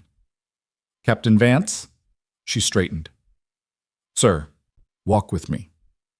They moved to a quiet corner of the reception hall, away from the crowd. I wanted to tell you something, Keller said. 5 years ago, after Korash Province, I fought hard to make sure your performance was recognized as tactical brilliance rather than political symbolism. I did that because you deserved it, but also because I knew you'd face resistance your entire career, people questioning your presence, your capability, your right to be in these spaces. I'm aware, sir. I'm sure you are. What you might not be aware of is how much that resistance has diminished. Not disappeared, but diminished significantly. He gestured to the room. You see those young officers? Marine lieutenants, Army captains, Navy ensigns? Half of them are women. 5 years ago, there were 2. That's progress. Real, measurable progress. And it happened because people like you forced the door open and held it there long enough for others to walk through. Arya felt emotion press against her throat. Sir, I just did my job. No. You did more than your job. You changed the institution. Keller's expression was serious. Captain, I'm retiring in 6 months, 40 years of service. In that time, I've seen a lot of changes. Most of them superficial. Yours isn't. You fundamentally reshaped how we develop precision shooters and how we think about who can do this work. That's generational impact. Don't minimize it. I won't, sir. Good. He pulled an envelope from his jacket. This is unofficial, my personal recommendation for your promotion to major. It'll be processed through normal channels, but I wanted you to know it's coming. You've earned it 3 times over. She accepted the envelope, hand steady. Thank you, sir. Thank you, Captain, for service, for excellence, for refusing to quit when it would have been easier. He saluted. She returned it, crisp and formal. Keller walked away, leaving her with a medal on her chest, a promotion recommendation in her hands, and the weight of legacy settling into certainty. The final conversation happened on a Montana mountainside 6 months later. Arya had taken leave, 2 weeks, first real break in 3 years, and driven home to the backcountry where her father had taught her to shoot. She hiked to his grave on the second day. Small cemetery, remote location, surrounded by the kind of silence that made people uncomfortable, but she found peaceful. She sat on the cold ground beside the headstone, rifle case beside her, and talked to him the way she had when he was alive. Direct, honest, no pretense. I turned down operational assignments, twice, stayed in teaching instead. I think you'd approve, but I'm not certain. You always pushed me to be the best. Sometimes I wonder if staying behind means I'm not pushing hard enough. Wind whispered through pine trees. A hawk circled overhead. But I've trained 372 students in the last 5 years. They've deployed to 17 countries, made thousands of shots I'll never know about, saved lives I'll never meet. That's force multiplication. That's what you taught me mattered more than individual glory. She pulled out his compass, held it in her hands. True north isn't on the compass. It's in the heart. I finally understand what you meant. The direction isn't external. It's internal. And my heart says teaching matters more than executing. Building matters more than being. Legacy matters more than glory. The hawk descended, landed in a nearby tree, watched her with predator's eyes. I miss you, she said quietly. Every day. But I'm carrying forward what you taught me. Not just shooting, the whole philosophy, that competence is built through preparation, that fear is data, that the mission matters more than ego, that sometimes the best thing you can do is step back and build the next generation. She stood, brushed dirt from her pants. I made you proud, Dad. I know I did, because I'm not chasing approval anymore. I'm just doing the work, same as you taught me. She saluted the headstone, formal, precise, filled with love and respect. Then she shouldered her rifle case and hiked back down the mountain, leaving footprints in snow that would melt by morning, but knowing the foundation she'd built would last decades. The years that followed carried the rhythm of impact measured in generations rather than missions. Arya was promoted to major, then lieutenant colonel. Her training program expanded from sniper-specific to comprehensive precision warfare doctrine adopted across all service branches. Lieutenant Chen returned from Syria with a Bronze Star of her own, immediately requested assignment as Arya's assistant instructor. Together they built curricula that reshaped how precision shooters were developed worldwide. Marcus became one of the top snipers in his regiment, eventually returning to teach at the same facility where he'd once struggled with confidence. He used Arya's externalization technique with every student who fought self-doubt. Torres, the Marine who'd used her doctrine in Syria, became a legend in his own right, eventually writing a field manual on tactical decision-making under pressure that cited Arya's methodology throughout. The ripple effects were impossible to track completely, but they were real, measurable, permanent. Arya stopped counting medals and started counting students who came back from deployment to say her teaching had saved their lives. That was the metric that mattered. Commander Holloway retired as promised, spent his remaining years consulting on special operations doctrine, always citing Arya's work as the gold standard for training innovation. Colonel Wainwright's mixed gender unit eventually stood up, succeeded beyond expectations, opened doors Arya had helped prepare. Wainwright sent her a personal note. You didn't join us, but you made us possible. Thank you. Even Richard Drummond came around. 3 years after their Pentagon confrontation, he attended one of Arya's doctrine presentations, and afterward admitted, I was wrong. You've created more operational value through teaching than you ever could have through individual deployment. I should have recognized that sooner. The recognition was satisfying, but not necessary. Arya had stopped needing external validation years ago. She measured success differently now, by competence transferred, operators developed, doctrine refined, doors held open for the next generation, by the quiet knowledge that she'd changed what was possible, not through one perfect shot, through thousands of imperfect lessons that accumulated into institutional transformation. 10 years after Korash Province, Arya stood before a new class of sniper candidates at Fort Bragg. She was 40 years old, lieutenant colonel rank insignia gleaming, rows of ribbons on her chest representing service spanning continents and decades. But the students didn't see the medals. They saw someone who'd walked the path they were starting and survived to teach it. My name is Lieutenant Colonel Arya Vance, she began. Most of you have heard stories about Korash Province, about a mission in the Euphrates Valley, about shots made under impossible conditions. Those stories are inflated, simplified, turned into legend. She paused, making eye contact with each student. The truth is simpler. I prepared obsessively. I trusted my training. I executed fundamentals under pressure. That's not legend. That's discipline. And discipline is something every single one of you can develop. A hand went up. Young private, couldn't be more than 20. Ma'am, how do we know if we're good enough? Arya smiled. She'd been asked that question 1,000 times. The answer never changed. You stop asking whether you're good enough and start asking whether you're prepared enough. Capability isn't mystical. It's mechanical. You build it through repetition, refinement, and relentless attention to fundamentals. Some of you will develop faster than others. Some will struggle. All of you will face doubt. The question isn't whether doubt exists, it's whether you let it control you. She clicked to her first slide. Ballistic data, environmental variables, the mathematics of precision. Over the next 12 weeks, I'm going to teach you everything I know about making shots other people think are impossible. But more importantly, I'm going to teach you how to teach others. Because this isn't about making you the best sniper alive. It's about making you part of a community that elevates everyone's capability. The class settled in, notebooks open, minds hungry. Arya looked at them and saw herself 15 years ago, uncertain, hungry, desperate to prove she belonged in spaces designed to exclude her. But these students wouldn't face the same resistance. The ground had shifted. The doors she'd forced open were now institutional policy. That was progress. Slow, unglamorous, real. Let's begin, she said, and she taught them everything that mattered. The final moment came on an ordinary Tuesday, 5 years after that class. Arya was in her office reviewing training assessments when her assistant knocked. Ma'am, there's a package for you. Personal delivery. She accepted it. Small box, no return address, hand-addressed in careful script. Inside was a challenge coin. One side showed a compass rose. The other had an inscription. True North found. Thank you for showing the way. Your students, 2019 to 2034. Below that, space for signatures. Hundreds of them.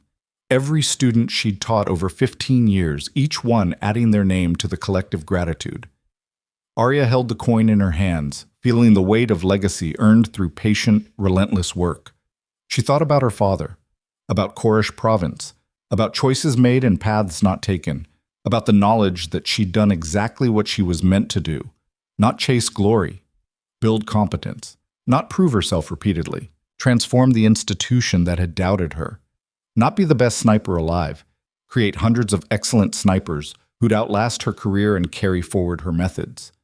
That was true north, not on a compass, not in external validation, but in the quiet certainty that her work mattered, would continue mattering, and had changed what was possible for everyone who came after. She set the coin on her desk beside her father's compass, two symbols of direction found through different means but leading to the same place. Then she returned to work, because there were always more students to teach, more doors to hold open, more excellence to build, one operator at a time, one shot at a time, one generation at a time. The world underestimated Arya Vance once. She responded with precision that turned doubt into silence. Then she did something more important. She taught others to do the same. And in teaching, she discovered something more powerful than any individual achievement, that legacy isn't what you accomplish alone, but what becomes possible because you were there.